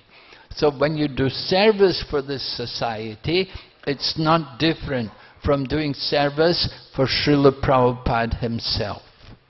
So this is how we come to Krishna consciousness. We get the association of the pure devotee in the form of Srila Prabhupada. Not necessarily his vapu, but his vani and his institution. And through that contact, then we learn about devotional service. And we come to Krishna consciousness. And we learn to take up all the activities of Krishna consciousness, based on hearing and chanting and remembering all these things. So there are many different angas or limbs of devotional service. You can read in the Nectar of Devotion, Prabhupada has listed 64 different items of devotional service. First 5 begin in relation to the spiritual master, and then there's others, different things which we should do, things which we shouldn't do. But 5 of the items are stressed over all the others. And these 5 items are what we call Panch Anga Bhakti. The 5 angas of bhakti. And it is said, a little attachment for any one of these 5 things can give us the greatest perfection. So these 5 things are beginning with sadhu sangha, association with devotees. That's the first thing, association with devotees. And then nam kirtan, the chanting of the holy names. And then Bhagavata Sravan, hearing the Srimad Bhagavatam and other scriptures. So all of these things, of course, they come in association with devotees. When you're with devotees, then there will be kirtan. And there will be also Bhagavata Sravan. You'll be hearing, just like now going on around Mayapur, there are many different lectures, different buildings, there are lectures going on. In the TOVP, there's so many classes going on. Over in the Mayapur Institute down there, there's classes going on. There's classes going on at the Gurukulas. There's classes going on all over Mayapur. There's a lot of hearing and chanting going on. And it's all in the association of devotees. So these three activities, sadhu sangha, bhajana kriya, bhagavata shravan, and then it says also Mathuravas, residing in a holy place like Mathura. So here we are, Mayapur. Mayapur is non-different from Vrindavan and also non-different from Jagannath Puri. This Narottam Das Thakur says, Gora Mandala Bhumi Namachintamani. He said, this Gora Mandala Bhumi, this land of Lord Chaitanya Mahaprabhu, it is all Chintamani. It is all a wish-fulfilling, all the dirt of the Dham is Chintamani, can fulfill all of our spiritual desires. So this living in the holy place is one of the five, and then the fifth one is worshipping the deities also. And so we come here in Mayapur and we have wonderful deities to worship. We can see beautiful deities, Gaurnitai, Panchatattva, Radha Madhava, Astasaki, Lord Nrsingadev, Jagannath Baladev, Subhadra. So many, wherever you go you see so many wonderful deities, and it's so inspiring. So these five activities, these are the basis of bhakti, the devotional service. And we see these five activities are all there in our morning program. We have our programs in the temple every day. You go to the morning program, you'll get sadhu sangha. Devotees will be there. Association with devotees. You get kirtan. You get bhagavat. You'll hear the shastras. And you will get also deity worship. You see the deities being worshipped, and you're also in the holy place, because the temple is not anywhere in the material world. The temple itself is the spiritual world. Try to understand how Srila Prabhupada was so expert. He gave us so much within the morning program. Everything is there. All these five activities are there. And so many other things are also there too. So we want to take advantage every day. This morning program. Even if you're not staying in the temple, you want to do a morning program. You want to have your own program. You may be a householder, you may be far away from the temple. You want to have your own morning program. You should have an altar, you offer worship, you read the shastras, you chant the holy name, and get the family to also join with you. Have sadhu sangha, get association. So these five activities, panch anga bhakti, so powerful. And a little attachment for any one of these five things can give us the greatest perfection. So in this way, Sanatana Goswami is hearing from Lord Chaitanya Mahaprabhu about the process of devotional service. Chaitanya Mahaprabhu began describing Vaidhi sadhana bhakti. Vaidhi sadhana bhakti means according to the rules and regulations, right? In the beginning, we practice Vaidhi sadhana bhakti.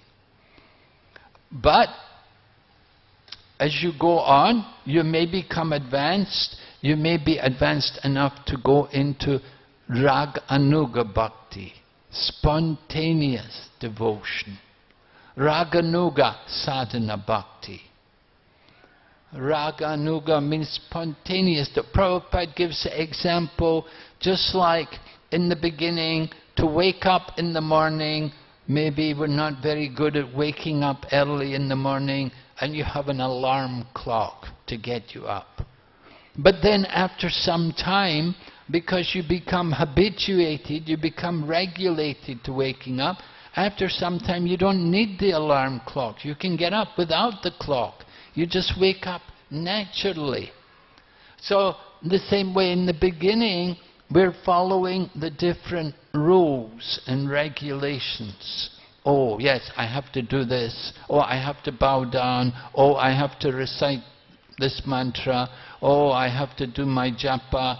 And different things which we have to do. You know, we train our mind according to the rules and regulations. But as we go on, it will become more spontaneous, that there will be this natural attraction to want to serve Krishna. And we won't be doing it just because it's a rule.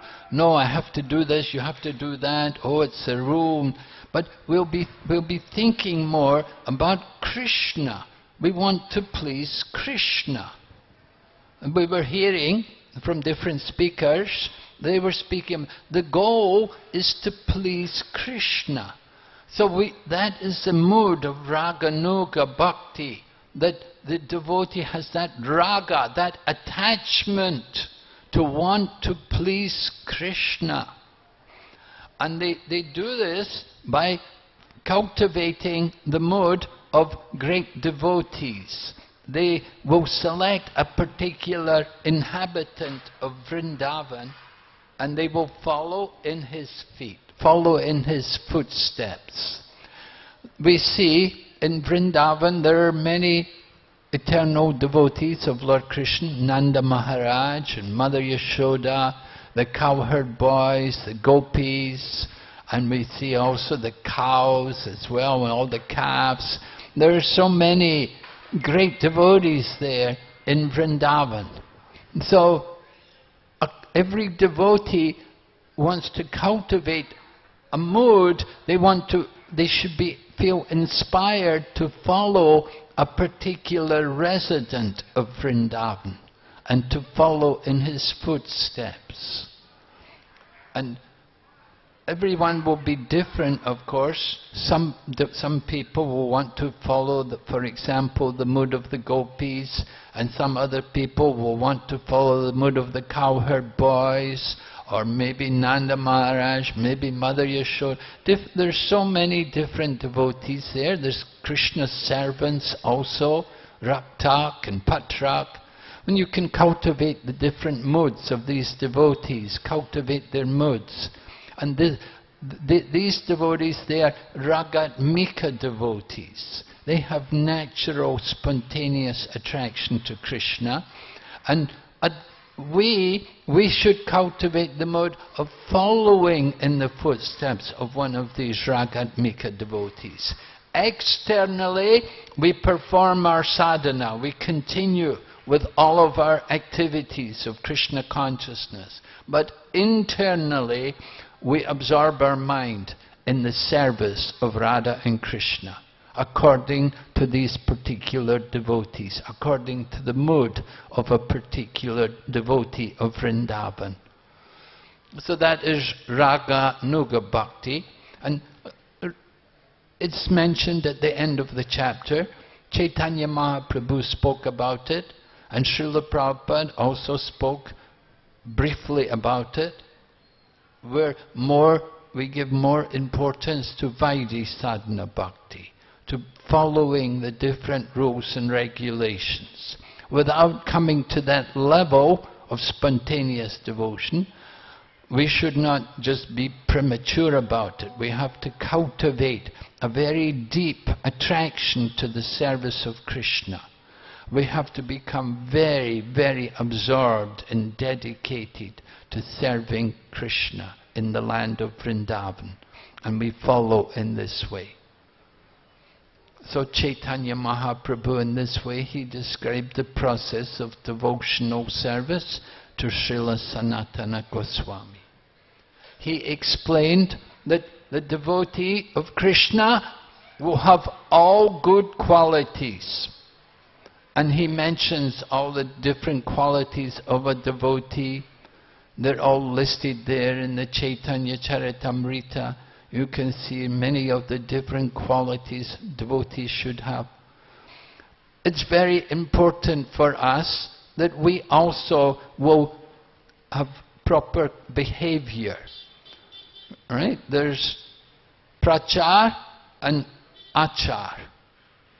So prachar is the preaching and achar is the action or the behavior.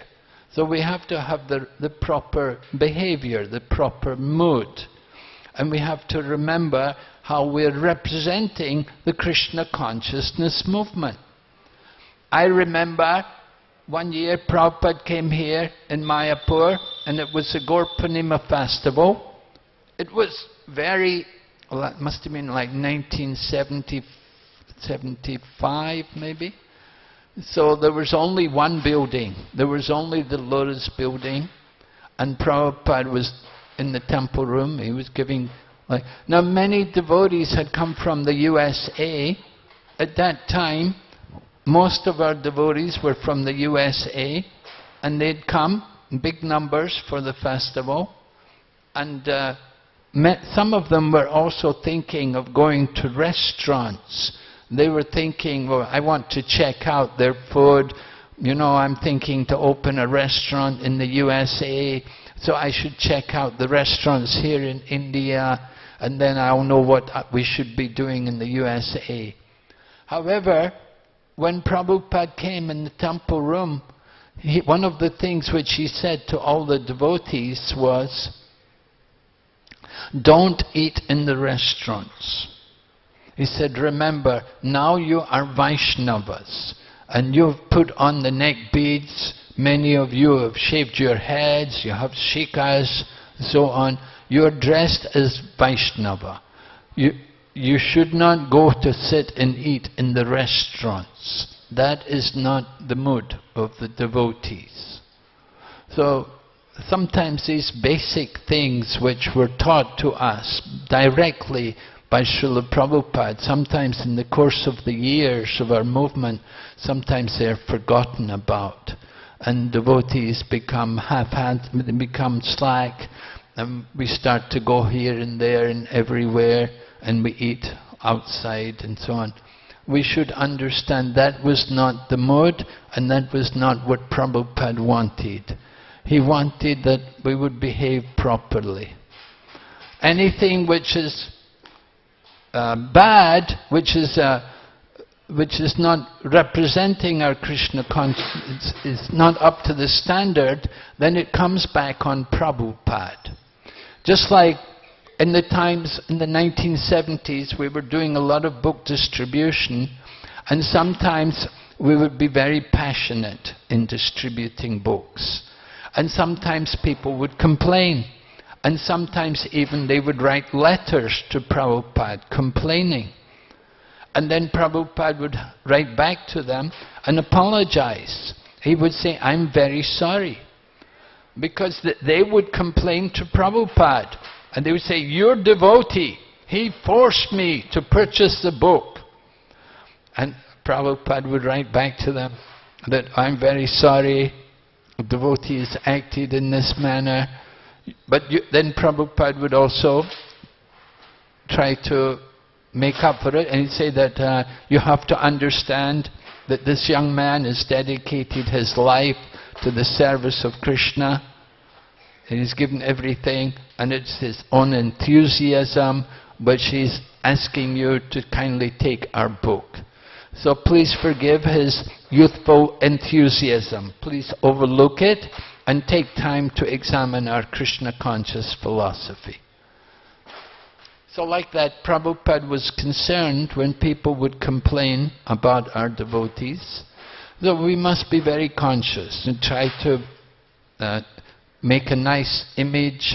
Over the years, of course, a lot of things have changed. Our movement is not based on, it's not supported just by book distribution anymore.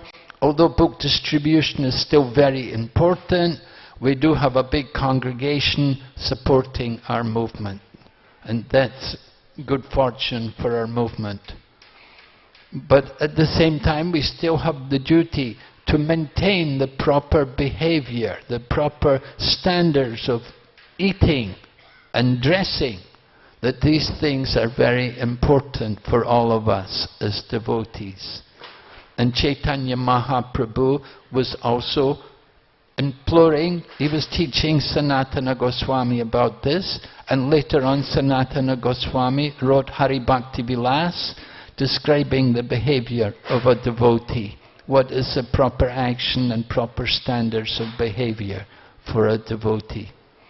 So in this way, Chaitanya Mahaprabhu's teachings are being given to us today. Alright, so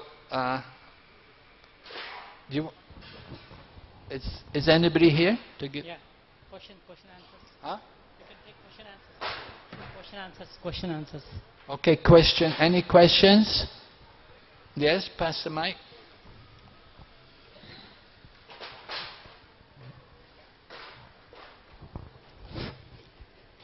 Maharaj, quoting Maharaj, please accept our humble obeisances. Maharaj, actually there are two categories. One is the Nitya Siddhi and the Nitya Baddha. So the Nitya Baddha is because this is on par with the Varnashrama Dharma, isn't it? Religion, economic development, and the sensual enjoyment plus liberation. Suppose if your liberation and the merging of God is, what is the difference between those two? Liberation and the merging with the Lord. Liberation and what? Liberation and merging with the Lord, you know, that is for Siddha, Nitya Siddhi. Nitya, I haven't understood the whole question, Prabhu. Can you help me? So once again I can repeat, Maharaj. So there are two categories, Nitya Siddha and Nitya Baddha. Yes. So Nitya Siddhas are, they are Paramahamsa devotees because they are more or less merging with the Lord. Whereas the Nitya Baddha, they are very much interested for their religion and economic development, sense gratification and liberation. Yes. So if that liberation is, and this merging of the Lord, both are same now, same purpose now.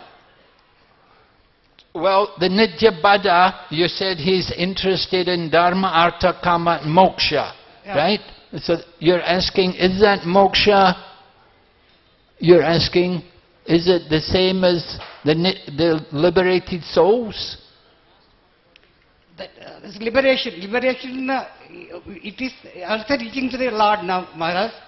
And the merging of the Lord is also both the same now, because we are with the Krishna conscious only. Well, you have to understand that Is this Nitya Baddhas, they merge with the Lord? Is that the same with the Nitya Siddhas you are asking? no, not the same. The Nitya Siddhas, the eternally liberated souls, are not like these impersonal yogis who may achieve liberation. The impersonalists, their goal is liberation, but their liberation is only theoretical liberation. We described it as sayujya mukti. Now, devotees of the Lord, we will never accept sayujya mukti, or the merging with the Supreme.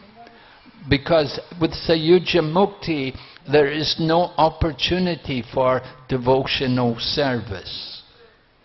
A devotee will never therefore accept that kind of liberation, because there's no opportunity to engage in the service of the Lord.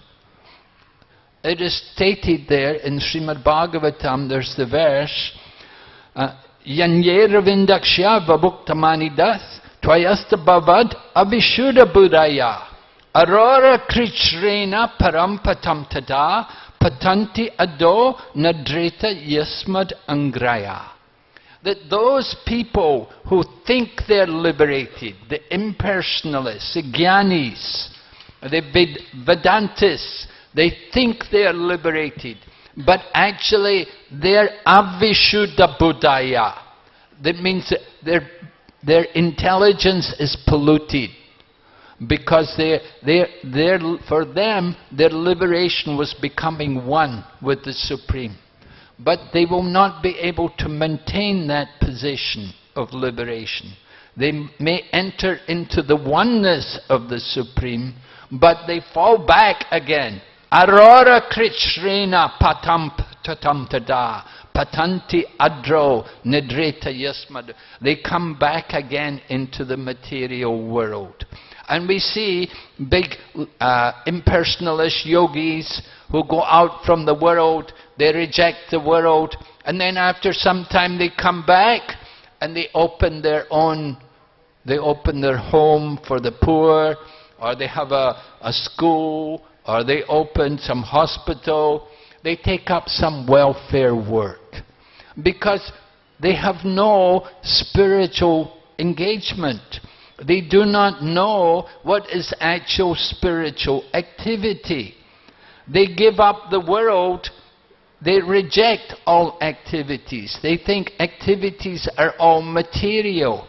They do not understand that there are such things as material activities. And they will simply engage in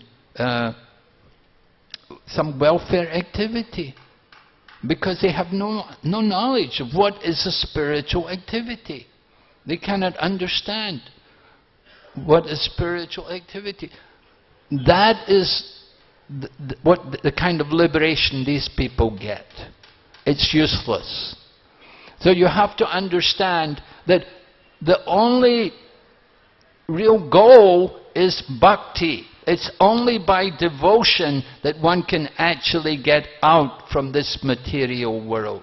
And these impersonalists, they may get out for some time, but again they come back. They fall back again into the material world. So their liberation is not actually liberation, because their brain is polluted by this material desire to become one with the Supreme. So this is what they get from all their efforts, all their trouble, all their endeavors, that they simply remain in the material world. But if you take up a little devotional service, even you don't have much knowledge, but if you do devotion, you can get the goal of life. You can enter into the spiritual world. Even you don't have much knowledge. But if you have that devotion to the lotus feet of the Lord, then you can get actual liberation. Liberation, there are 5 kinds of liberation, right? The Sayuja Mukti is the one which is never accepted by devotees. But there are 4 other kinds which may be taken. For example, Swarupya, Swamipya, there is okay, yeah. So there's 4 other kinds, with having the opulence with the Lord, living on the same planet with the Lord, having the same bodily features as the Lord, and being the companion of the Lord. Like that, this kind of liberation. Although the devotee does not desire this kind of liberation, but he can accept it. Because with these 4 kinds of liberation, he can do bhakti yoga. He can continue to engage in the service of the Lord. But with Sayuja Mukti, with the impersonal liberation which is given to the jnanis, there's no opportunity to engage in devotional service. You understand? Yes, any other question?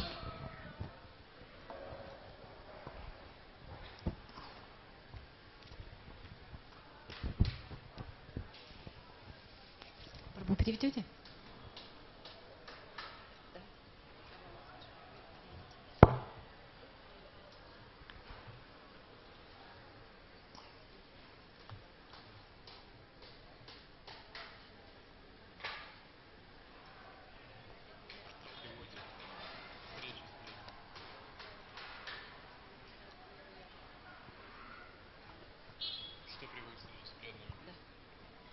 Hare Krishna Maharaj, Mataji was asking that you mentioned that bhakti, we can get bhakti only from bhakta, when we meet the devotee. But what leads to that meeting with the devotee? Is that pious activity or something else? That is the mercy of the devotee. By the mercy of the devotee. You need the mercy of the devotee. Devotees must be merciful. That is what we have to, that is where we're always being encouraged. Go out, give Krishna consciousness, be merciful, give the mercy. The more we give the mercy to others, the more we get the mercy ourselves. You want the mercy? Give mercy. Go out and give mercy to others. You give Krishna consciousness, and the more you're giving Krishna, the more you get Krishna yourself. So, it's not that we do anything special to deserve the mercy, it's simply the mercy of the devotee. So we're very much indebted like that to the devotees, that they gave us, somehow we got mercy from a devotee, we're very much indebted to them. By their mercy only could we come to Krishna consciousness. Before we can have shraddha, before we can have faith, you have to have sadhu sangha. You have to have had some contact somewhere with the devotee, the Vartma Pradaksha Guru, the one who shows you the path in the beginning, that he introduces you to Krishna consciousness. So that is the beginning. And we have to be indebted to this person, that they helped us, they showed us, they got us started. And we need that to come into Krishna consciousness. And then we have a little faith. We associated with the devotee. The devotee who we met, they had faith. And from them we got faith, and that brings us into Krishna consciousness.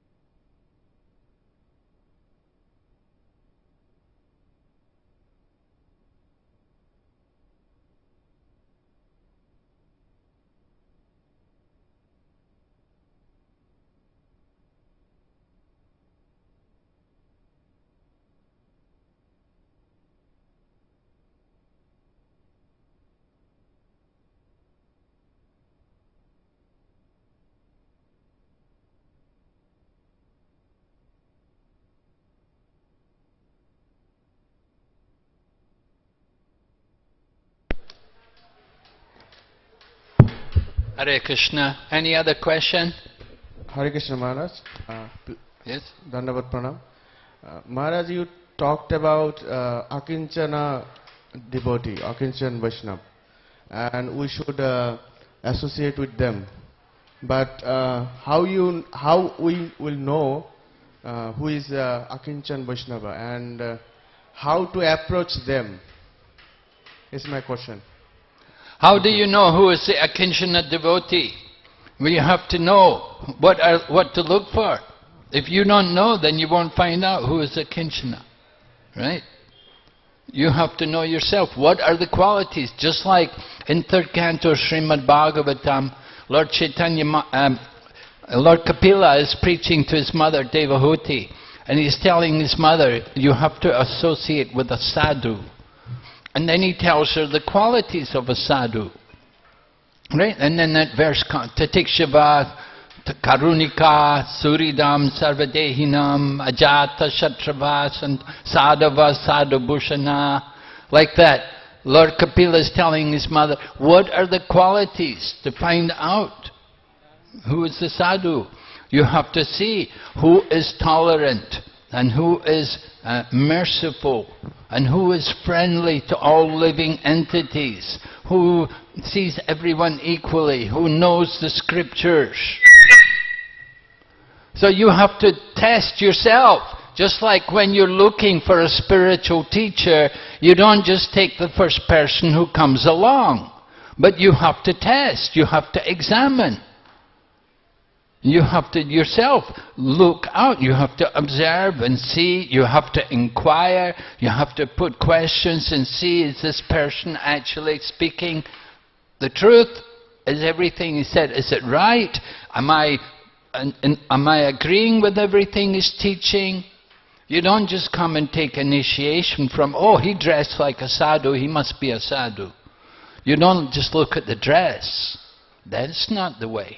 You have to hear. And Prabhupada said, you should hear for 1 year. And after 1 year, then you should be convinced that this person, he can help me. He can change me. You have to be convinced yourself. So like that, you have how to be convinced? You hear and put questions. Tadvidi pranipatena. That's the process of approaching the sadhu. That you put questions to them. You inquire before them.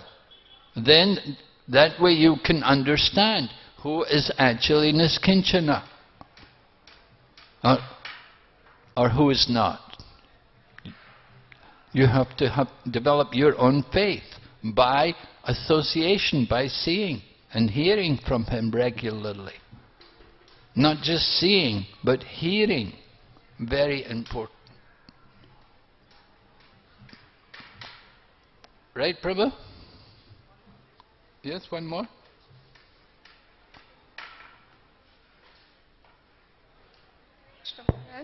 Thank you so much for the wonderful class. Maharaj, very rightly you said that we are representing Srila Prabhupada by having Tilak Kanthi and initiation in ISKCON. Then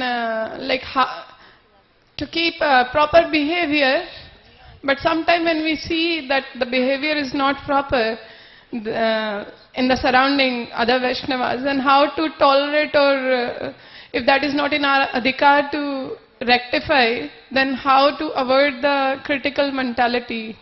Because it pains seeing that when devotees are not following the basic etiquettes of eating, dressing and following the 4 regulative principles. Then you report to some authority.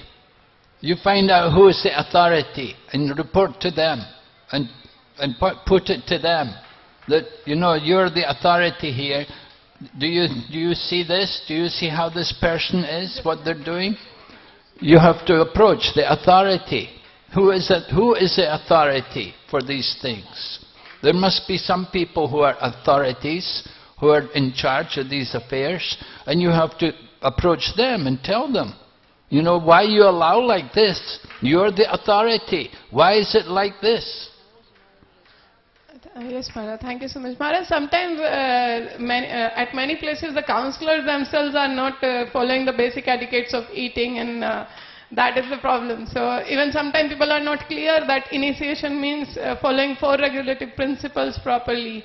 So can you just enlighten us that what it means to follow 4 regulative principles, those who are initiated? Because people take it very loosely. Yes, it's a problem actually. I brought this up recently to Atul Krishna Prabhu, who is in charge of the examination system which they have for the ISKCON disciple course. You know, the ISKCON disciple course is mandatory for people coming to ISKCON. So recently I was teaching a class and one devotee said to me that there's nothing in the ISKCON disciple course which says that I can't cook meat. He said, I'm not eating meat, I'm cooking it for my family. And there's nothing in the disciple course which says I cannot cook meat. And so I said, well, you read Prabhupada's books, and there are many issues, many places in Prabhupada's books where Prabhupada explains that you cook meat, you get as much sin as when you buy meat, and when you raise the animal, you kill the animal, you cook meat, you eat meat, you serve it to others, you get this, it's the same sin. You're going to get sinful reactions. So you're coming to Krishna consciousness, you shouldn't be touching meat. You shouldn't be buying meat, you shouldn't be cooking meat, you shouldn't be serving meat. Sometimes people didn't understand that, they didn't know this. And some people don't even agree. They say, well, it's not in the ISKCON disciple course. So I told Krishna Prabhu that we have to make it more clear. What are the standards for initiation in ISKCON? Yes, Maharaj, and especially, regarding no illicit sex. I am myself a medical doctor, so the reason we came to ISKCON, because outside it's really animal life. So when we read Prabhupada books that we should not live like animals, that's why we came inside. So sometimes, by Krishna's grace, we are following, but sometimes people think we are too fanatic when we guide others that, no illicit sex means no abortion, no contraception. Definitely. That should be no abortion, no contraception, yes, no birth control. Pills. These things, yeah. These points should be made clear. They think we are too hard in preaching this way, but that's the basic. Yes, this is the basic.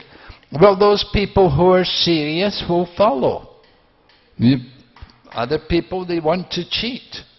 And so you cannot cheat Krishna. They're thinking they're cheating. They think they can do it, get away with it. But you cannot cheat Krishna. Krishna knows what everyone is doing. And so it's up to them. If they feel that they're doing these things and they think they can do it and not suffer, that's their own ignorance. Thank you, Maharaj. One last thing, so as preachers, we should not recommend such devotees for initiations who are not willing to follow the standards properly. Because when the Guru gets karma and the preacher who is recommending, he will also get karma. Isn't it, Maharaj? Yes, exactly true. I was with Jayapataka Swami one time, and he was saying to somebody that someone was recommending someone for initiation. So Jayapataka Swami said to the person, are you ready to take the half the karma?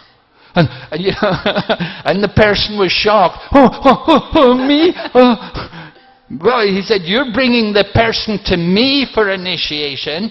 You want me to take the karma. Are you ready to take the karma? If you're not ready to take the karma yourself, don't bring them for initiation. They should be ready. They should be convinced that they're going to follow. Otherwise, to give initiation, it has no meaning. Thank you so much, Maharaj. Thanks. Hare Krishna.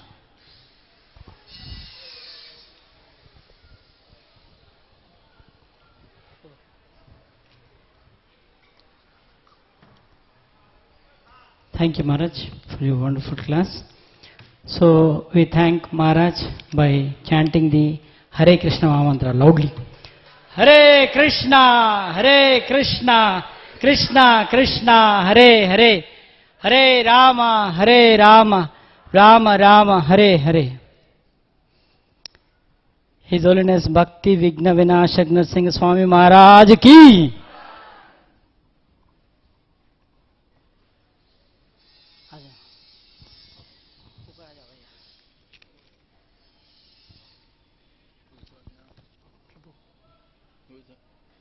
Prabhu's name is Mishra Bhagavan.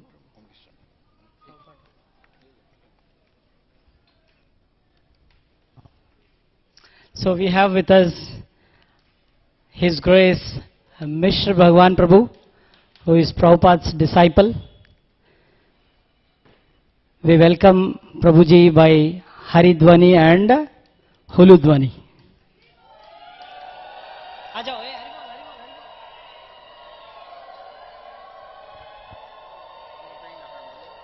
Harmonium you play?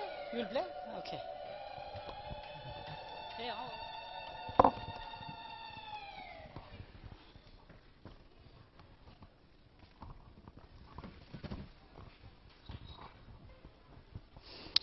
So Prabhuji has joined in ISKCON, Srila Prabhupada's movement in 1974, Oregano place. And then he served in Radha Damodar Party, Sankirtan Party, which was led by His Holiness Tamal Krishna Goswami Maharaj. And 2 years there he served, and then he accepted, no, before that only, in 1 year he accepted initiation from Srila Prabhupada in 1975, and in 1978 he accepted second initiation also. Right now you are staying, Prabhuji is staying in Dallas, Texas, and Prabhuji has served in the Radha Damodar Party, so he will be narrating that pastimes, right? Yes. Okay. Hare Krishna. Talk about that. Hare Krishna. Amar naam Mishra Bhagavan Das.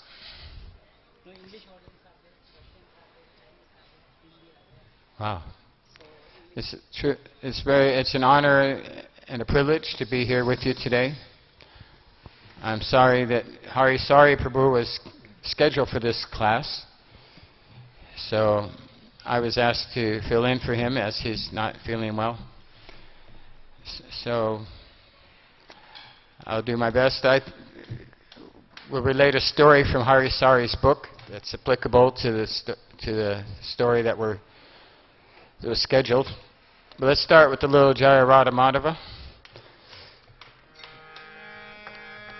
which Prabhupada always sang before giving his classes.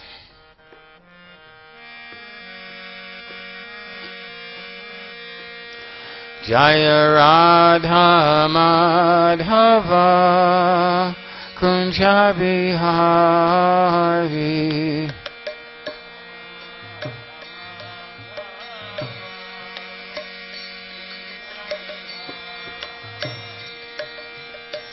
Jaya Radha Madhava Kunja Bihari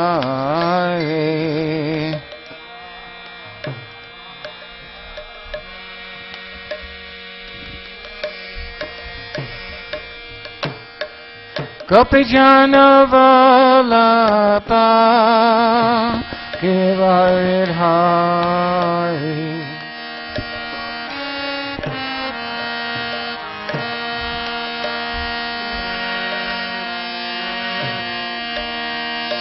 Yasoda Nandana Rajajana Ranjana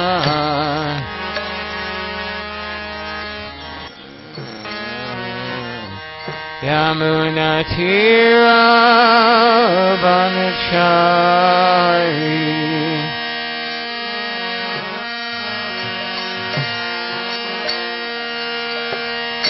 Hare Krishna Hare Krishna Hare Krishna Krishna Krishna Hare Hare Hare Rama Hare Rama Rama Rama Hare Hare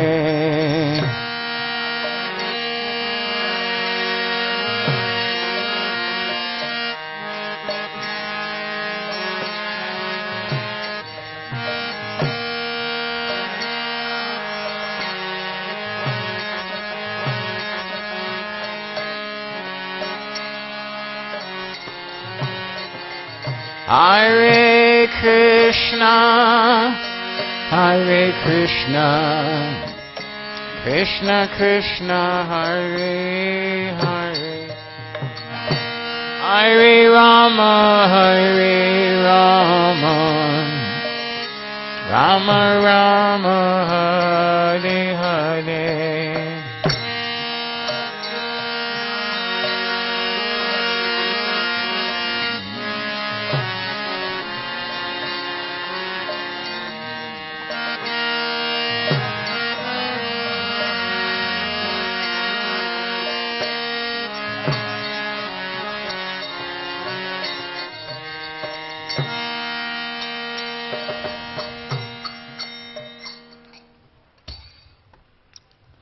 Thank you very much.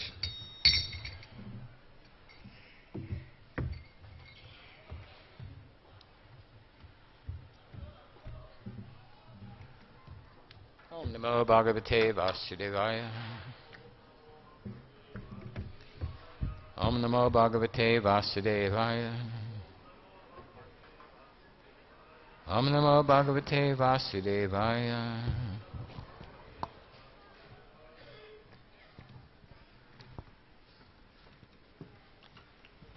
Hare Krishna. Today I was asked to talk about the subject of Chodaharidas. And Chodaharidas was banished from the company of Lord Chaitanya Mahaprabhu. This is in the Antya Lila of the Chaitanya Charitamrita. So, Chodaharidas was in the renounced order of life, and he had some contact with a woman that Lord Chaitanya did not approve of. So Lord Chaitanya banished Chodaharidas from his association. Chodaharidas felt like it would be better to die than to live without Lord Chaitanya's association. So he chose to end his life in the Ganga. There's a lot of... it's not unusual in the Chaitanya Charitamrita for somebody to threaten to end their life. But it is unusual if somebody actually does it. So in this case, it took place. Chodaharidas, he drowned himself in the Ganga due to separation from Lord Chaitanya. When Lord Chaitanya Mahaprabhu was informed what Chodaharidas had done, the Lord simply replied, all of us get the results of our fruitive activities. Meaning that it was all under the control of the Lord. Then, according to what we do and what we think and how we perform our life, we get resultant action. In the end, the love you take is equal to the love you make. So Haridas Thakur came back as he went to Gandharva Loka, and that was where he went after leaving his body, and he became a demigod. So he used to sing songs for Lord Chaitanya about Krishna in the form of a Gandharva. So he ended up getting Lord Chaitanya's association after leaving his body and becoming a resident of the Gandharva Loka, which is a heavenly planet, and the people there are famous for their singing. So, as Prabhu mentioned, I was on the Radha Damodar party, which is fairly famous. Anybody here has ever heard of the Radha Damodar Traveling Sankirtan party? Many of you. The Radha Damodar Traveling Sankirtan party goes back to the year 1967, when Srila Prabhupada had come to New York and he opened up the temple in New York, and then Prabhupada wanted to expand to California, which was a good way to, if you're going to spread Krishna consciousness all over America, if you have a center in New York and then you have a center in California, well, then you cover the whole country in one step. Kind of like Vamanadeva took 3 steps. So Prabhupada took one big step from New York to California.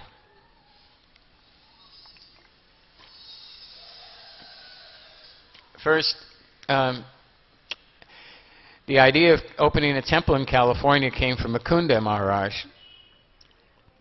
Mukunda Maharaj had some business in California, and he was going to use it as a stepping stone to go to India. So he told Srila Prabhupada, he said, Swamiji, my wife and I are going to go out to California, and then I'm going to go off to India from there. And Prabhupada said, as he was going out the door, see if you can open up a center in California.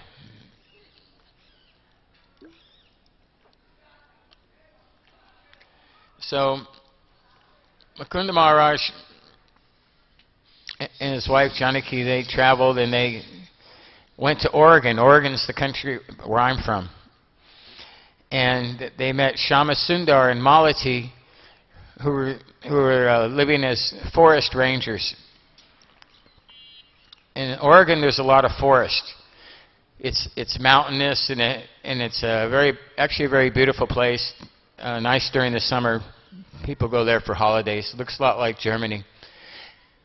And Shama Sundar was living in a tower with Malati, and they used to look over the forest, and his job was if he saw a fire get started, then he would report it to the fire department, and they would extinguish it.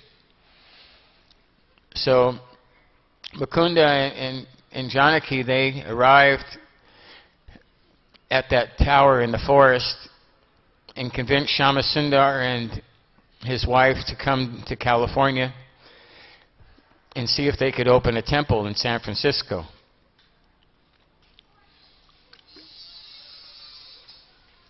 So Srila Prabhupada, he had given the formula about how to open a temple.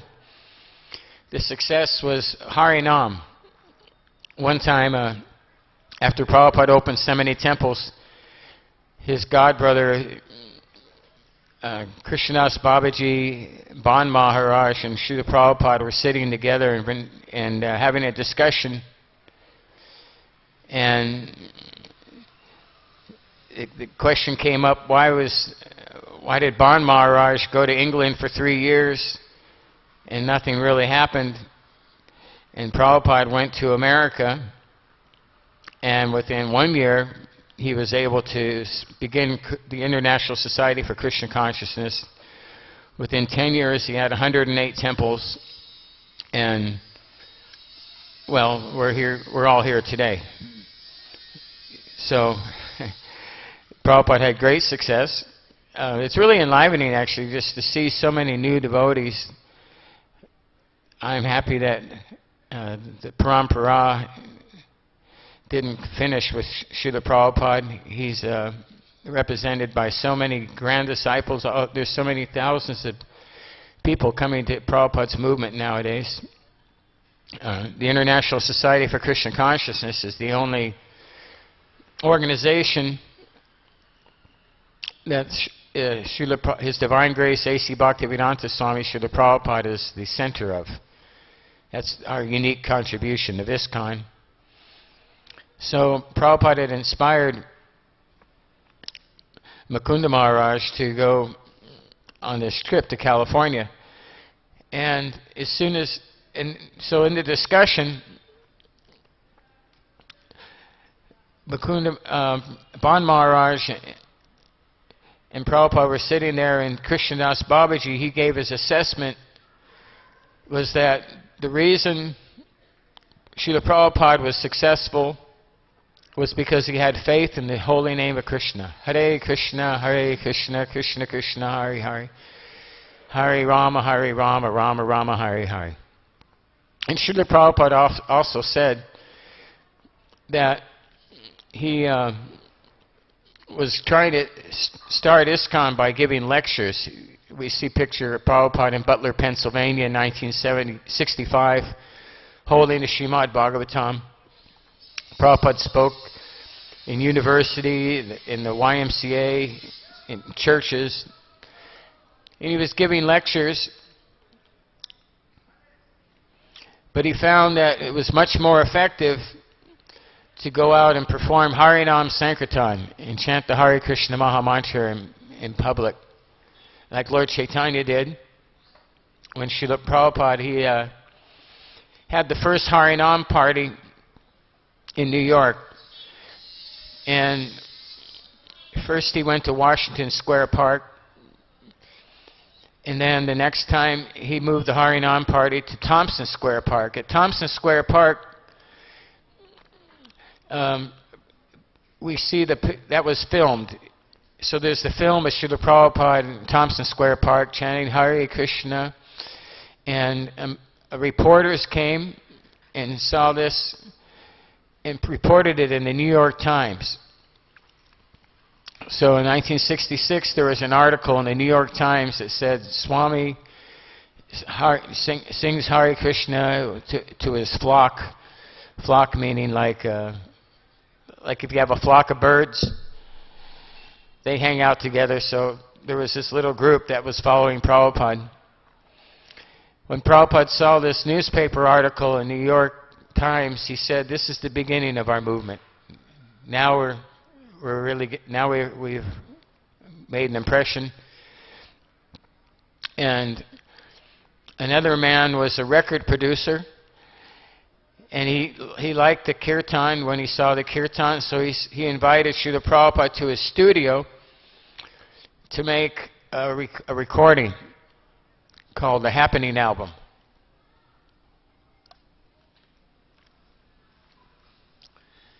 He made that record, and it's interesting, it was the first recording of Srila Prabhupada doing kirtan, and it's still the best one. It's the one they play on the little box. If you have a little Hare Krishna box that goes Hare Krishna, Krishna Krishna, Hare Hare, Hare Rama, Rama Rama, Hare Hare. We've all heard that, right? Well, that recording was the first recording. It was a record. And they play it here right after Srimad Bhagavatam class inside Radhamadava's temple. They play that record. That record made its way into books, into record shops, including the one in London, England. So, what will become a related event in this story, George Harrison and John Lennon of the Beatles, they purchased the record of Srila Prabhupada singing the Hare Krishna Maha Mantra in 1967. And once they listened to it, they started chanting Hare Krishna. George Harrison described that they were on a ship in the Mediterranean, and they had a little portable record player, and they played Prabhupada chanting, and they started chanting with the mantra, and they chanted for hours. So they played guitars and chanted Hare Krishna Maha Mantra in 1967, and this was from this record that Prabhupada had made, which came because Prabhupada went on Harinam. So, also in 1967, the devotees arrived in San Francisco and began a temple by performing Harinam. They went to Golden Gate Park and started singing the Hare Krishna Maha Mantra, and people became immediately attracted and started chanting. And then they invited Srila Prabhupada to come to San Francisco. So Shama Sundar, he organized some of the biggest musical acts of the time. Janis Joplin, the Grateful Dead, and Moby Dick. Moby Dick wasn't really that big, actually.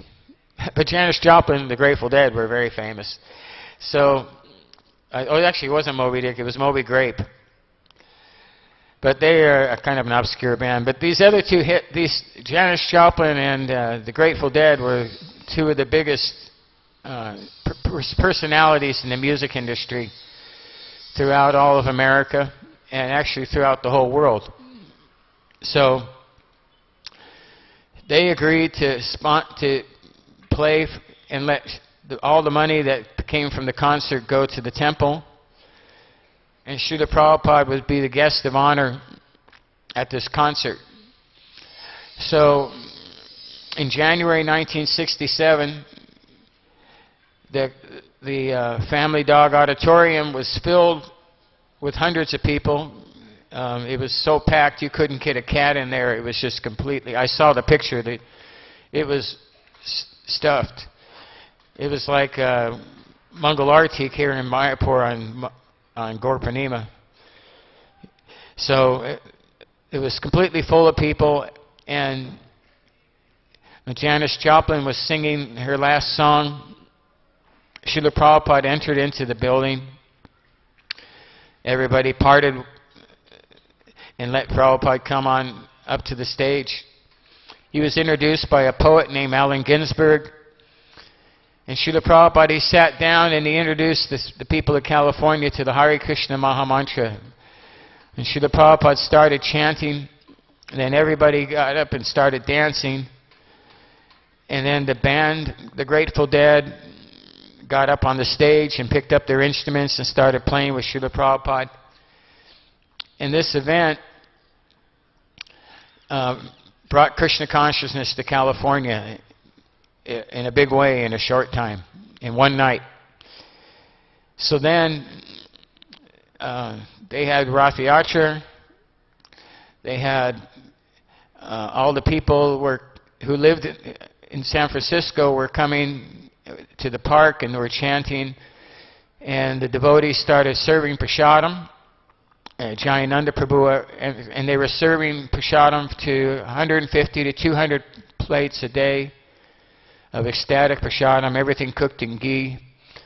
Srila Prabhupada taught them how to make nice prasadam. That was very much appreciated, and a lot of the people who came to San Francisco, they didn't really have a plan of exactly how they were going to eat. So Prabhupada, he brought the prasadam and some other things into what became known as a summer of love. So Srila Prabhupada, summer of love. He brought the flowers, what they called flower power. Prabhupada brought japa beads. They became called, the people called them love beads. And Prabhupada brought Rathayatra, prasadam, vegetarianism, and the love of Krishna. Prabhupada brought love of Krishna, bhakti yoga, the yoga of divine love. So it became very popular very quickly. And then there was more records made, and then devotees, from San Francisco, they started making temples, other places, just by doing this simple formula. You go to a city, you do Harinam, distribute prasadam and books, give lectures, and teach people how to chant. And then they would join and become brahmacharis, brahmacharinis. There wasn't really any other ashram at that time, but so many people joined ISKCON. So Prabhupada was invited to a place called Morning Star Ranch, where people were trying to live off in the country, an alternative lifestyle, living off food that they could grow, and tried to have a self-sufficient farm community. So Srila Prabhupada went there, and he met somebody that had been kind of around the devotees already. His name was Tamal Krishna Goswami. And another person was Vishnu Jana Swami. And there was another devotee from that farm called Madhavisha Swami. And there were some Matajis also. There was about 5 or 6 people who lived on this Morningstar farm. When they met Prabhupada, then they decided to join ISKCON. Tamal Krishna Maharaj had already met Srila Prabhupada briefly about a month before that. Prabhupada, the devotees hired a pavilion, a place for Prabhupada to speak, and in San Francisco. And it was for like 300 people, but the devotees didn't ask people to pay. Actually, they would have gotten a lot more response if they had people pay a little something. But it was advertised as being for free. So just like if you give away books for free, a lot of times if you give something for free, people think there's something wrong with it. It's actually, a lot of times it's better preaching to actually ask for some money for something, because then people will, if they give some money, like if they buy a book, they'll think, what did I buy? If you just give them the book for free, then there's a tendency to not take it very seriously. So they had this big hall, this auditorium. They offered a free feast, a free program, but only 10 people came out of, and there were seats for 300. But Prabhupada wasn't discouraged. He gave a nice lecture, a nice kirtan. They had good prasadam. And out of the 10 people that came to the program, one of them had a question. He was a young man from New York, and he asked Srila Prabhupada, what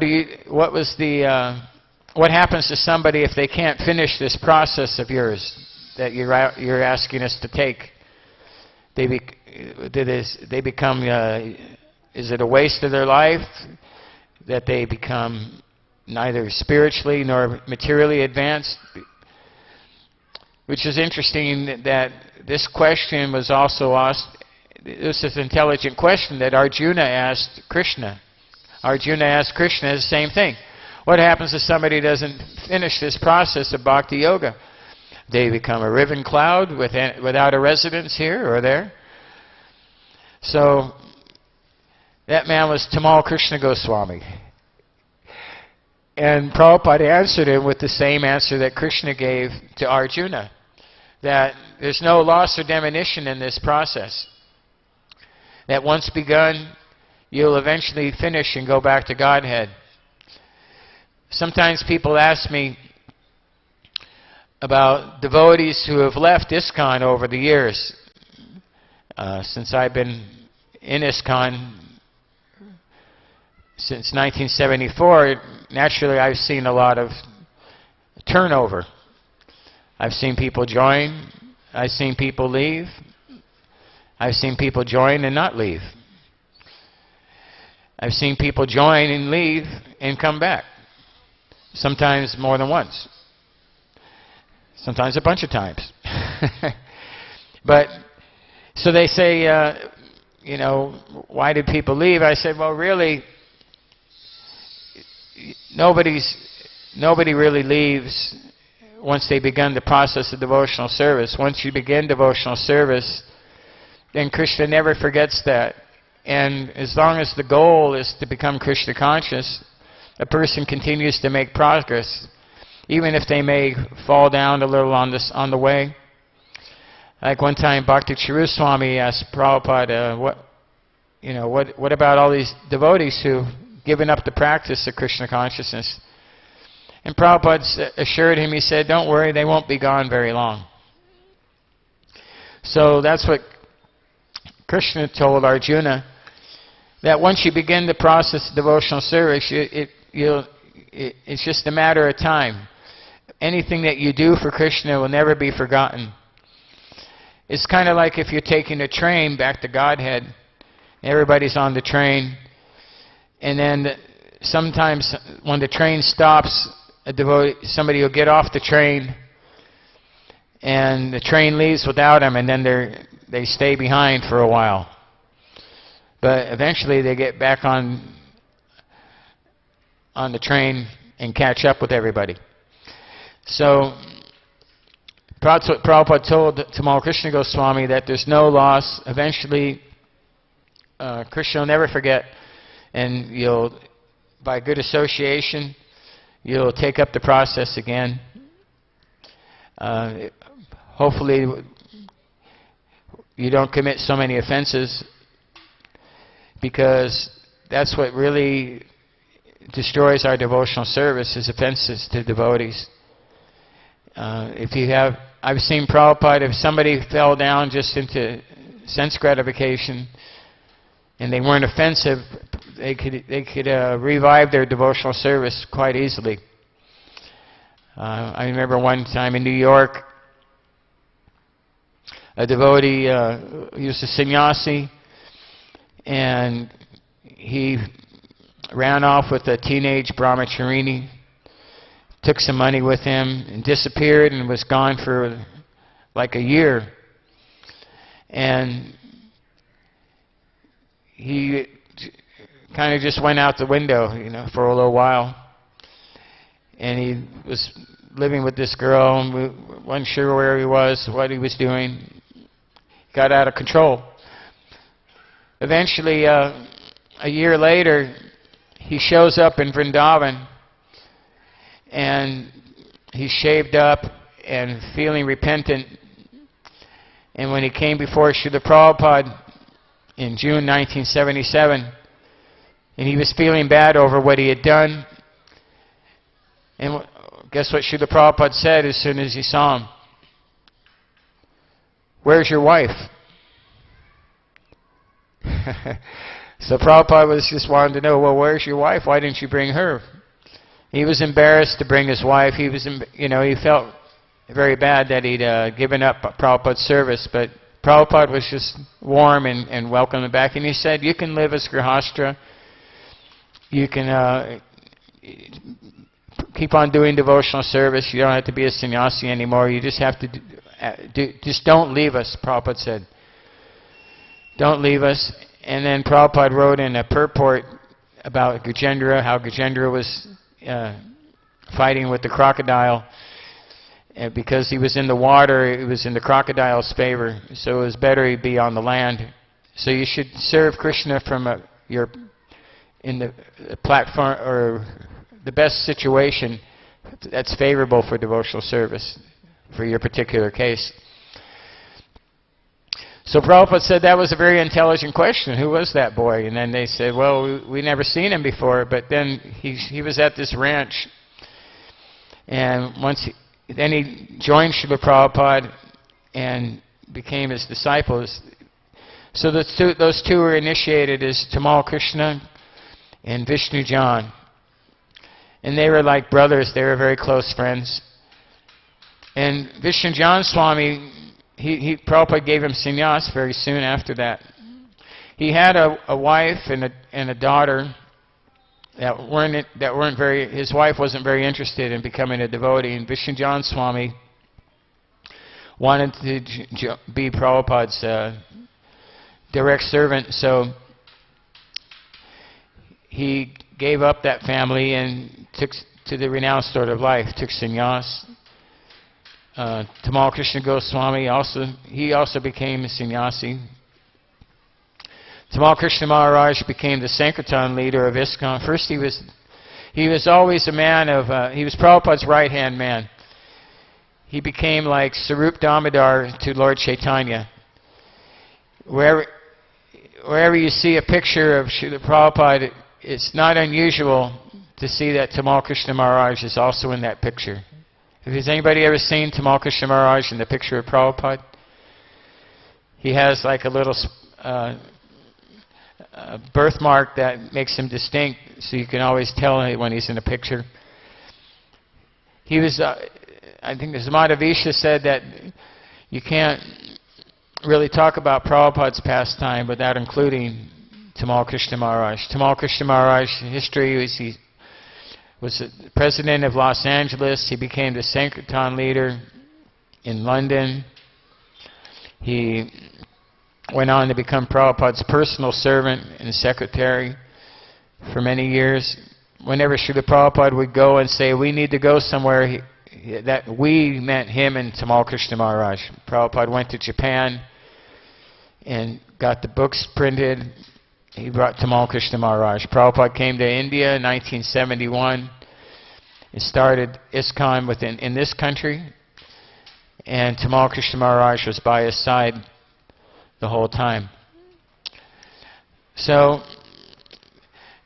back up to 1969, after opening the temple in San Francisco, Shama Sundar and his wife Malati, Gurudas, Yamuna, and Mukunda Maharaj and Janaki, they went to England and they met the Beatles. And the Beatles had a real big impact on ISKCON because the Beatles are extremely popular. Prabhupada said they were like Gandharvas, and they had a magical musical ability, and became they actually changed the whole history of the world. The Beatles did. They created the rock and roll industry, and their music was popular everywhere, even in Russia. So much so that when the first devotee, when Shama Sundar went with Srila Prabhupada to Russia, they met the first Russian devotee because he was hoping that maybe they had some Beatles music, which wasn't allowed in Russia. And they said, and Shama Sundar said, well, I have the guru of the Beatles right here. How about that? So the Beatles, they took to chanting Hare Krishna Maha Mantra, and that was in 1969. So in 1970, George Harrison put on a big concert called the Concert for Bangladesh, which involved this place here. Bangladesh had a war. India invaded Bangladesh to try to save the Hindus from being killed by the Muslims. And many thousands of people ran away from the war, and they came here to Mayapur. And Rabbi Shankar was a sitar player, and he asked George Harrison for assistance. Let's put on a show, and then people can pay money, and then we'll use that money to feed people in Mayapur. Which is interesting how it was all connected. The Beatles became devotees, and then Rabbi Shankar was a friend of George Harrison, Bangladesh, Mayapur, put on a show called the Concert for Bangladesh. I came to ISKCON from this concert. It became a movie and played in my local town. And first it started with Rabbi Shankar performed first, and he was playing the sitar, and there was the sound of the tablas. There was this whoop sound, like, Madanga goes whoop whoop. So I heard that, and I was trying to figure out where it was coming from. I was looking at the different instruments, and I thought, whatever that is, I'm going to learn how to play it. I was 14 at the time, and I thought, that whoop sound, that's some kind of drum or something. And eventually I learned how to play Madanga and make that whoop sound. And then it was after Rabbi Shankar, George Harrison came on stage, and he started going into the intro of a song, and he leaned into the microphone and he said, Hare Krishna. And I heard that and I was just amazed. I was like, Hare Krishna. What was that? What language was that? What does that mean? Why do I keep on saying it? Hare Krishna, Hare Krishna. I went home and I kept saying Hare Krishna. It was some kind of magic to it. I got Hare Krishna, Hare Krishna. So I kept on thinking, and then I got more of George Harrison's music, and then I met the devotees in Portland, Oregon, and I went to the Sunday feast. In the Sunday feast, I realized that the Hare Krishna people were the real Christians, that they lived, that everything I knew about Jesus Christ, these people lived. The way they're vegetarian, the way they worship God every day, the purity, just the whole smell of the temple, the incense, the prasadam, everything seemed to me like true Jesus Christ, like Jesus Christ had sent me to these. I finally found where I belong. So I was 16 at the time. Some devotees who were joining ISKCON at my age, and they had their parents would hire deprogrammers to try to take them away from ISKCON. But in my case, my parents were just saying, "Here, please take him." So I moved into the temple, and Dinabandhu got permission from my parents so I could say, even though I was underage. And then I saw a picture of these two effulgent personalities in a Back to Godhead magazine. It was Vishnu John Swami and Tamal Krishna Goswami. And the article was called "The Radha Damodar Traveling Sankirtan Party. Come travel with us." So it was a joint article. I don't know where you'd find it nowadays, but it was in the Back to Godhead. I think it was October 1974, somewhere in there. And I read the article, and it talked all about how they decided to bring the temple to the people. So this is another. Tamal Krishna Maharaj contributed a lot to ISKCON. One thing he did was he bought this land that we're all on. He actually is the one who purchased the property in Mayapur. And he's the one who opened the temples in China, or ISKCON in China. If you're from China, he was the one who started that. And he started the idea of putting deities on a bus and taking the temple and doing traveling sankirtan. Devotees bring in a bus, and we have so many buses here in Mayapur of traveling sankirtan party that go out. They just came back the other day, had a glorious reception. So that was Tamal Krishna Goswami's brainstorm. And when I saw him and Vishnu John Maharaj next to the Radha Damodar deities that traveled with them, I just thought, I've got to be with that. That's my calling. So I got permission from the GBC, and I flew from Portland, Oregon to Gainesville, Florida in January 1975. When I got to the temple, Vishnu John Swami was out in front, and he had his band. You can look this up on YouTube if you ever want to listen to Vishnu John Swami. He's there with Vishnu John Swami bhajans on YouTube, and then it comes up. So he had what they did to do festivals was they had a little band of Indian music. They had a sitar, a tambura, Madanga, and Vishnu John Swami on the harmonium, Tamal Krishna Goswami on the Madanga, kartals, and an esaraj. An esaraj is a nice instrument. It's like a one-string violin. So they formed this little group, and they were doing performances all over. And that was my first darshan of Vishnu John Maharaj. He was playing on a rug with his band in front of the Gainesville temple. And then, so I joined the Radha Damodar party, and immediately became like the program on Radha Damodar was a good morning program with Mangal Arati. We do everything just like they did in the temple, with Guru Puja and Srimad Bhagavatam class, and then Tranar Japa. And then we had a big, huge meal in the morning. And told to eat as much as you could and then a little bit more, because that was the only meal for the rest of the day.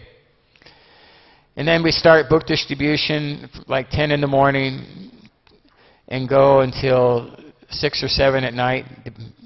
It was a little later in the summer. And then come back, and then Vishnu John Swami would put pakoras in everybody's mouth as they came in the door. And it was quite strict. We had Tamal Krishna Maharaj we had more and more devotees join. The buses became from 1 bus to 5 buses. You might see the picture of that. There's a photograph of Prabhupada sitting in front of the Radha Damodar buses. Pretty famous picture. There's a copy of it behind Srila Prabhupada in Radha Madhava's temple here. If you go around the back and you see all the pictures, there's the pictures of the bus. I'm there in between the 2 dandas, and we're all there, 140 men it became. So we used to follow follow the sun, they said. When it got cold up north, then the buses would move south and do book distribution. When it got summertime, then the buses would go north. And Tamal Krishna Maharaj, at this point, he's 29 years old, and he's running this entire army of book distributors that's covering the whole United States. And he's got the map, and he's sending the buses and the men, and they're going to every town and village in America, doing Sankirtan, Kirtan, and Prasadam, and book distribution. So we went and saw Srila Prabhupada in Atlanta in February 1975. We drove the bus all night, and that was when we all got to see Prabhupada for the first time. And Srila Prabhupada came in the door of the Atlanta temple after his morning walk, and it lit up the whole place. It was this bright orange effulgence, golden color that just was so beautiful when Prabhupada came in the door. And then I watched Prabhupada as he glided along into the temple room. This is for greeting the deities, and I noticed that Prabhupada's feet weren't quite touching the ground. He was sort of like a hovercraft, just like he was walking on water. And he was really fast.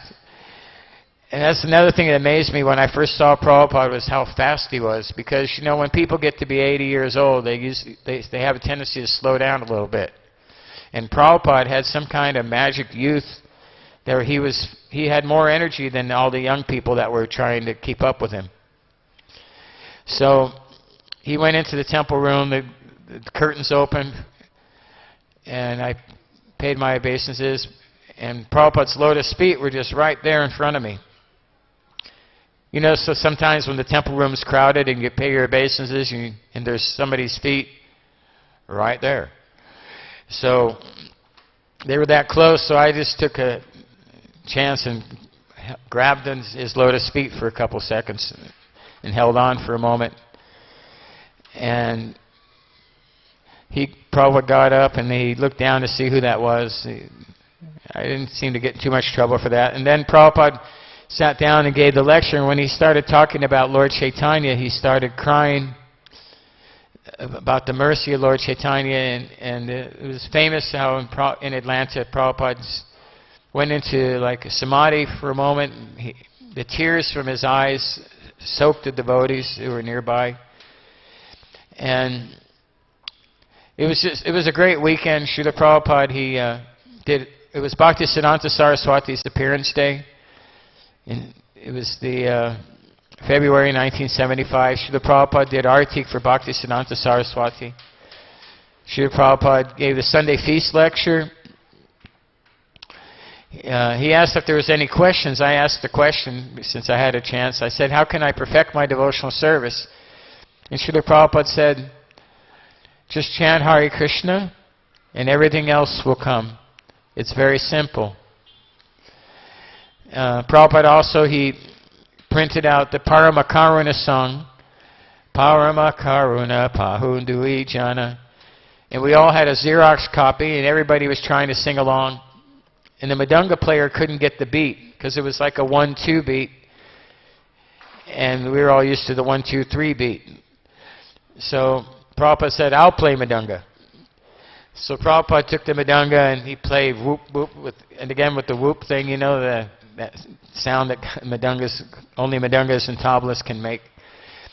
And he sang the song and gave us a translation and proceeded to also to do some more crying. Prabhupada was so overwhelmed with the mercy of Lord Nityananda and Lord Chaitanya, Nitai Gaura Chandra, because this was 1975. Prabhupada had just come from a world tour, and at this point ISKCON had grown to be the international society that it is now. Prabhupada started all alone, and then he is now, 1975 was a big year for Prabhupada. He opened the Krishna Balaram Mandir. There was a big, huge Gaur Purnima here in Mayapur. Prabhupada went to South America. He went to Australia. He went all over the place. He went to Africa. Srila Prabhupada was all over the world that year with the youth, like the energy of a young man. So Vishnu John Swami and our party, we continued doing Sankirtan. We all came together in July 1975 in Chicago, and Prabhupada initiated all of the Radha Damodar men in one sitting, 80 men in one initiation. And then he initiated all the other devotees the next day. So Shiki Mahidi was in that initiation, and he didn't like his name that much, so Prabhupada had to preach to him that it's a good name. It's a personal associate of Lord Chaitanya. It was my turn. Prabhupada said, "Your name is Mishra Bhagavan Das. Just chant Hare Krishna." Gave me my beads. It was one name after another. So many devotees got initiated. Govinda Dat, many devotees that are still here with us. Vaisheshika Prabhu. So that was a big day. And Prabhupada, the Radha Damodar party went on to being the biggest book distribution phenomena up until March 1976. And I'm not sure, in one sense I can't tell you everything with references because there was a lot of different theories, but Vishnu John Swami disappeared upon us. He was coming in contact with his wife, and she was drawing him back. And as a sannyasi, Vishnu John Swami was really an amazing personality. Sometimes people ask me, well, what was he like? I'd say, well, he was like, you know, they describe Lord Chaitanya as a beautiful sannyasi. That's Vishnu John Swami was tall. He had a golden complexion. He had a voice, Prabhupada said, like a Gandharva. He'd wear this big tilak, and many people were attracted to ISKCON by his powerful personality. So, but he was starting to have pressure from his wife, and then we went to India. We came here to Mayapur in March 1976. Radha Damodar, being on the Radha Damodar party, when everybody was on parikram, we were sent to do book distribution at the front gate, doing Gitar Gans, Ek Rupya, Gitar Gan, all day long. So I felt privileged to be like an elite group. So on the Vishnu John Swami was becoming distraught, and he went to Srila Prabhupada on a morning walk, and he asked if Coditaḥ Haridas had done the right thing. Getting back to the beginning of our story, Coditaḥ Haridas left his body in the Ganga, and Vishnu John Swami was the kind of person that would rather die than give up sannyas and go back to being an ordinary householder. So he asked Prabhupada if that was the right thing to do. And Srila Prabhupada said yes, but then when Vishnujan Swami went away, then Prabhupada said, I am not like Lord Chaitanya, I don't expect this. Who would spread our movement if every time somebody fell down they jumped in the Ganga? We need devotees to keep on preaching and being Krishna conscious. If you fall down, you get back up. But Vishnujan Swami didn't hear any of that, and he vanished on us. So I remember we were trying to figure out where did Vishnujan Swami go. We knew that he didn't go back to America because he had left his passport, his danda, his shoes, and it was here in the Lotus building, and we're there was a big discussion of where could he have gone. They went to Prabhupada and said, Prabhupada, it looks like he might have left and perhaps jumped in the Ganga. We don't know for sure. But Prabhupada just said that, well, if I give instructions and people don't follow them, what can I do? Because Prabhupada said we don't want devotees to do that. We want them to continue preaching, to keep on trying to be Krishna conscious. If you have trouble in Krishna consciousness, the only solution is to keep on pursuing Krishna consciousness. If you making offenses to chanting the holy name, the only solution is just keep on chanting the holy names. Never give up. Always pray for the mercy of Krishna. And the Lord will take us all back to Godhead. We just have to surrender to the order of the spiritual master, never give up, and always hope for the mercy of Guru and Gauranga.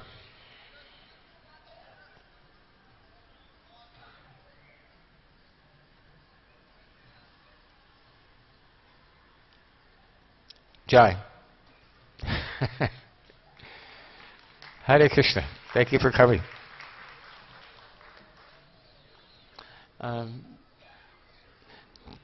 Any questions?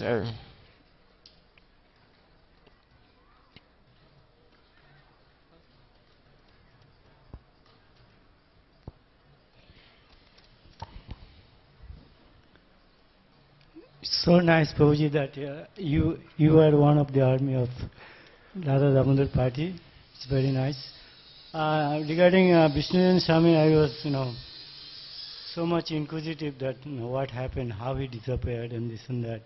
So you have given some good information. So my point is that while Vishnujan Swami disappeared from us, somebody saw him that he has blew in Ganga or what happened? Any evidence or something? Well, I heard that he got assistance for some Brahmins, and they did a kind of a ritual, like where you go to drowning in the Ganga is somehow there's some kind of Vedic ritual apparently.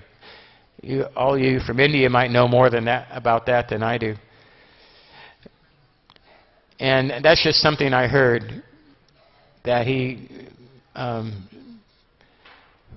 had chanted mantras and then dived into the Ganga and went to the bottom with rocks and chains. I mean, there must have been something like that. I mean, otherwise how would such a story exist? Like, who could make that up, really? All I can say for sure is that he disappeared. That's what I saw. He was there in the morning program, and then we all went to breakfast, and while everybody was eating breakfast, he vanished. When we came back, we were looking for him in the Lotus building. I know he didn't go back to America because his parents were asking us where he went. He didn't take his passport, so he couldn't have gotten out of the country.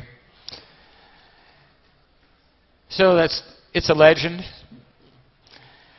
All I know is that he was an era. Like, he was an amazing person. I really never seen anybody quite like him since. When he would speak, it would always be poetry. He would give classes. He was soft like a rose, but he also could be hard like a thunderbolt. Like one time, I sat down on this pillow in the Radha Damodar bus, and I was sitting there comfortably chanting japa. And Vishnu Swami came on the bus and looked at me. He said, "That's Jayananda's seat, rascal." And I jumped out of the pillow. Or one time somebody was throwing rocks at the bus and trying to break the windows of the Radha Damodar bus. And Vishnu Swami came out with a pole. And he said, "Now you will die like a dog." And chased the man away. So Vishnu Swami could be, he was quite intense in so many ways. And when he would chant, it would charm everybody. He had his beautiful voice. And when he would take care of the deities, he would always be weeping. He used to bathe and cook for Radha Damodar. He loved those deities. He was always absorbed in the mood of Radharani. So, if you want to know more about Vishnu Swami, there's a book called The Radha Damodar Vilas by Vyasaki Prabhu, parts 1 and 2. I'm very happy that Vyasaki wrote those books because it gives people a history of Vishnu Swami if that didn't exist otherwise. I think that Vishnu Swami definitely deserves to have had a book written about him. Exactly how he disappeared, well, there's theories, and you can come up with your own. And one more thing, Prabhuji, little more. What does mean Mr. Bhagavan? Mr. Bhagavan, I had this name for 20 years before the Pandit finally told me what it meant. It means Lord Chaitanya. He's Bhagavan in the Mishra family. And I thought, because my name was Michael before, like when I was introduced to Prabhupada, Tamal Krishna Maharaj said, "This is Bhakta Michael. He's joined our party at a young age." And Prabhupada looked at me and said, "Oh, very good." So I thought it was Mishra. I thought it was Mishra Bhagavan was Bhagavan Mishra from the Chaitanya Charitamrita in reverse, so that it would go with, because a lot of times devotees, their name, the first letter of their legal name became the first letter of their initiated name. That's pretty common. So I thought it was Mishra Bhagavan, but it was actually Bhagavan. I thought it was Bhagavan Mishra, but it actually had a name, meaning in itself. That's what's nice about the association of devotees. There's so many things that devotees contribute. So in this case, it was a devotee who knew the Shastras enough to know what my name was, and he shared it with me. Yes, Prabhu. Dandavat Pranam Prabhuji, Hare Krishna. Thank you for your lecture. Prabhuji, Vishnu Jana Prabhuji, you have talked about that. So, did he get any chastisement from Srila Prabhupada? What is the story behind that he disappeared? I was sitting with Hari Sari, Satyadana, and Jananivas at Tamal Krishna Goswami's appearance day. And Satyadana said that, Tamal Krishna Maharaj said that it doesn't look like Vishnu Swami is coming back. Somebody's got to tell Srila Prabhupada it's not going to be me. And then Hari Sari also said, yeah, it's not going to be me. So Satyadana got the task, and he went in and he told Srila Prabhupada what had happened from what we knew. And Prabhupada said that he didn't have to do that. I tell people what to do, and if they don't follow, then what can I say?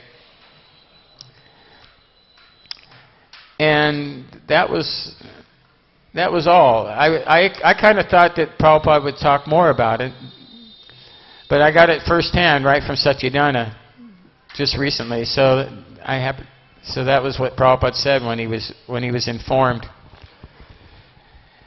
Tamal Krishna Maharaj would never talk about it after it happened. So we just understand that Vishnu John Swami was a great personality. He was very Krishna conscious. If he didn't go back to Godhead, he certainly became a demigod. In fact, Prabhupada said he was sang like a Gandharva, and Choda Haridas became a Gandharva and sang songs for Lord Chaitanya.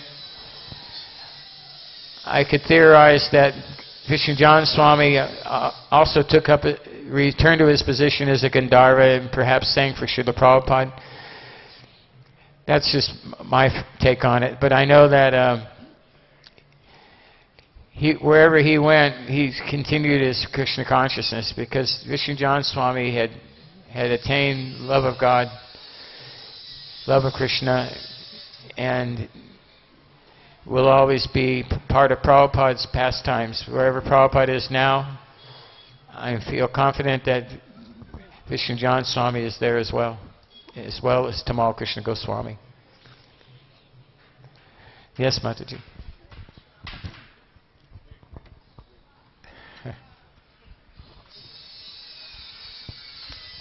Hare Krishna, Prabhu. I was wondering if you can share some Sankirtan stories back then with the Radha Damodar bus, and any realizations that you might share for back then, after the experience and right now. And what's life on the bus? I mean, I've read the books, but it's always nice to hear from someone right now in front of me sharing that. Are you Chinese? I'm Chinese, but I was born in Malaysia. Ni hao. Ni hao.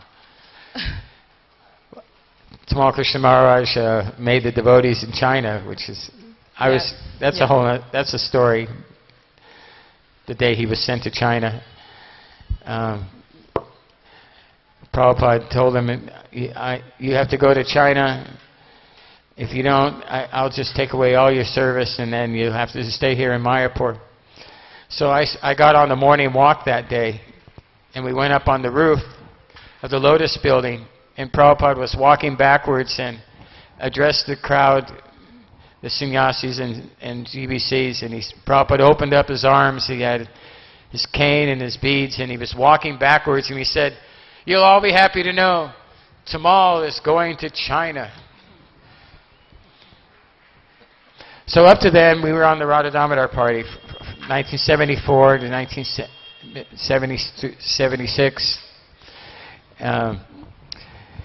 Tamal Krishna Maharaj was an expert organizer, and he would see to every detail.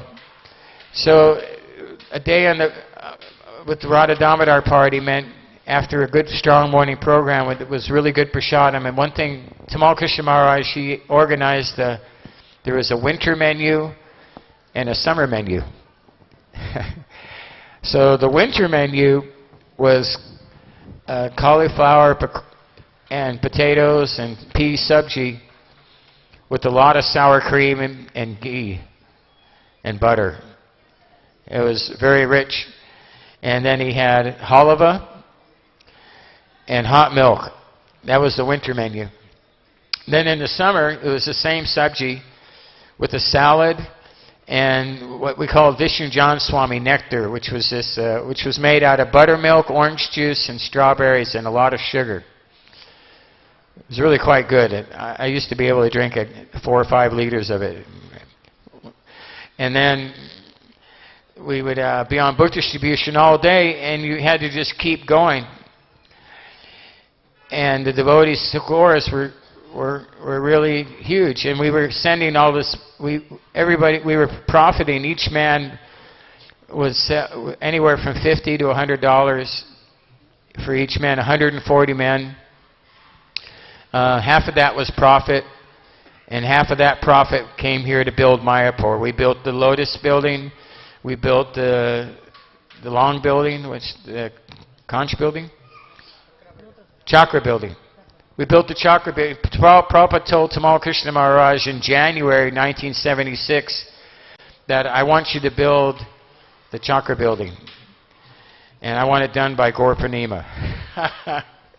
So Tamal Krishna Maharaj had 3 months to build that long building. And he actually got it, most of it done. So there was a lot of pressure on us to work all day. It was just one person after another. We'd go in front of grocery stores, K-Marts, which we call Krishna Marts.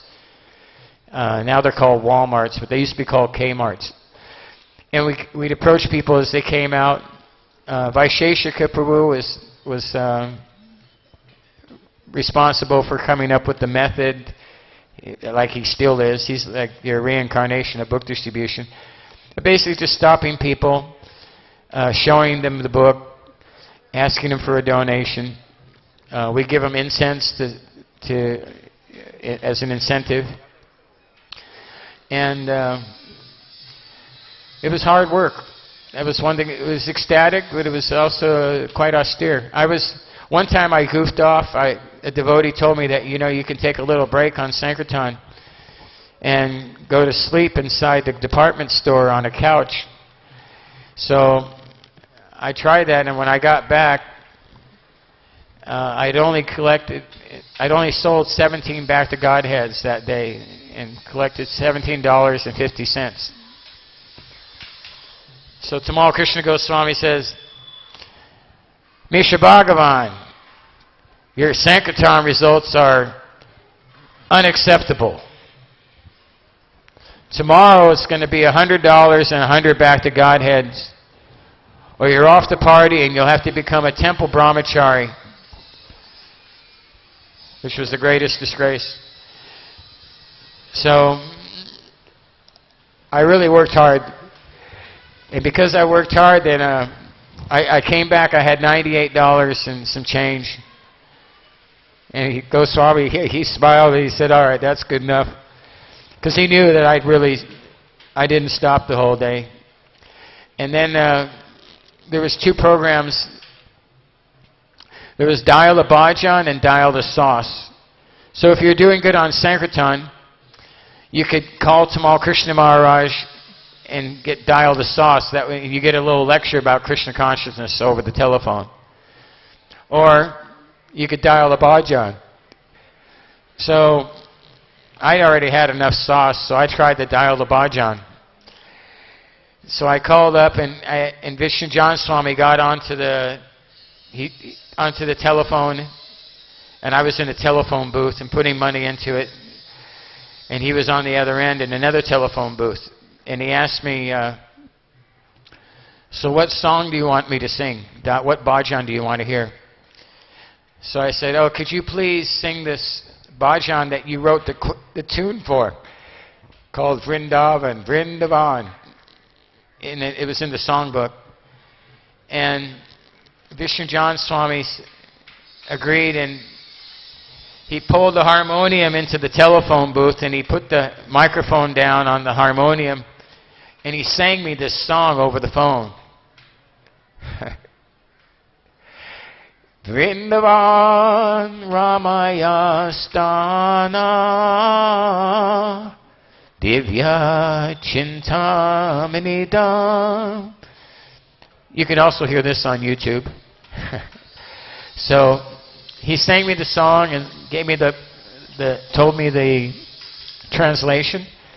He said that it was a song about Vrindavan, where Radha and Krishna are on a golden throne within a lotus flower of 8 petals that are none other than the 8 chief gopis surrounding Sri Sri Radha and Krishna.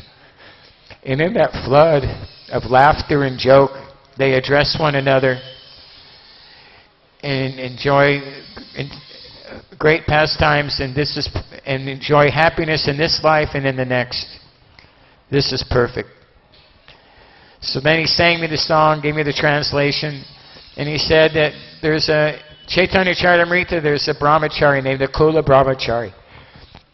And wherever he went, Lord Chaitanya would manifest through him. She said, you should be like that brahmachari, and wherever you go today, whoever you meet, let the mercy of Lord Chaitanya flow through you and benedict all the people that you come in contact with.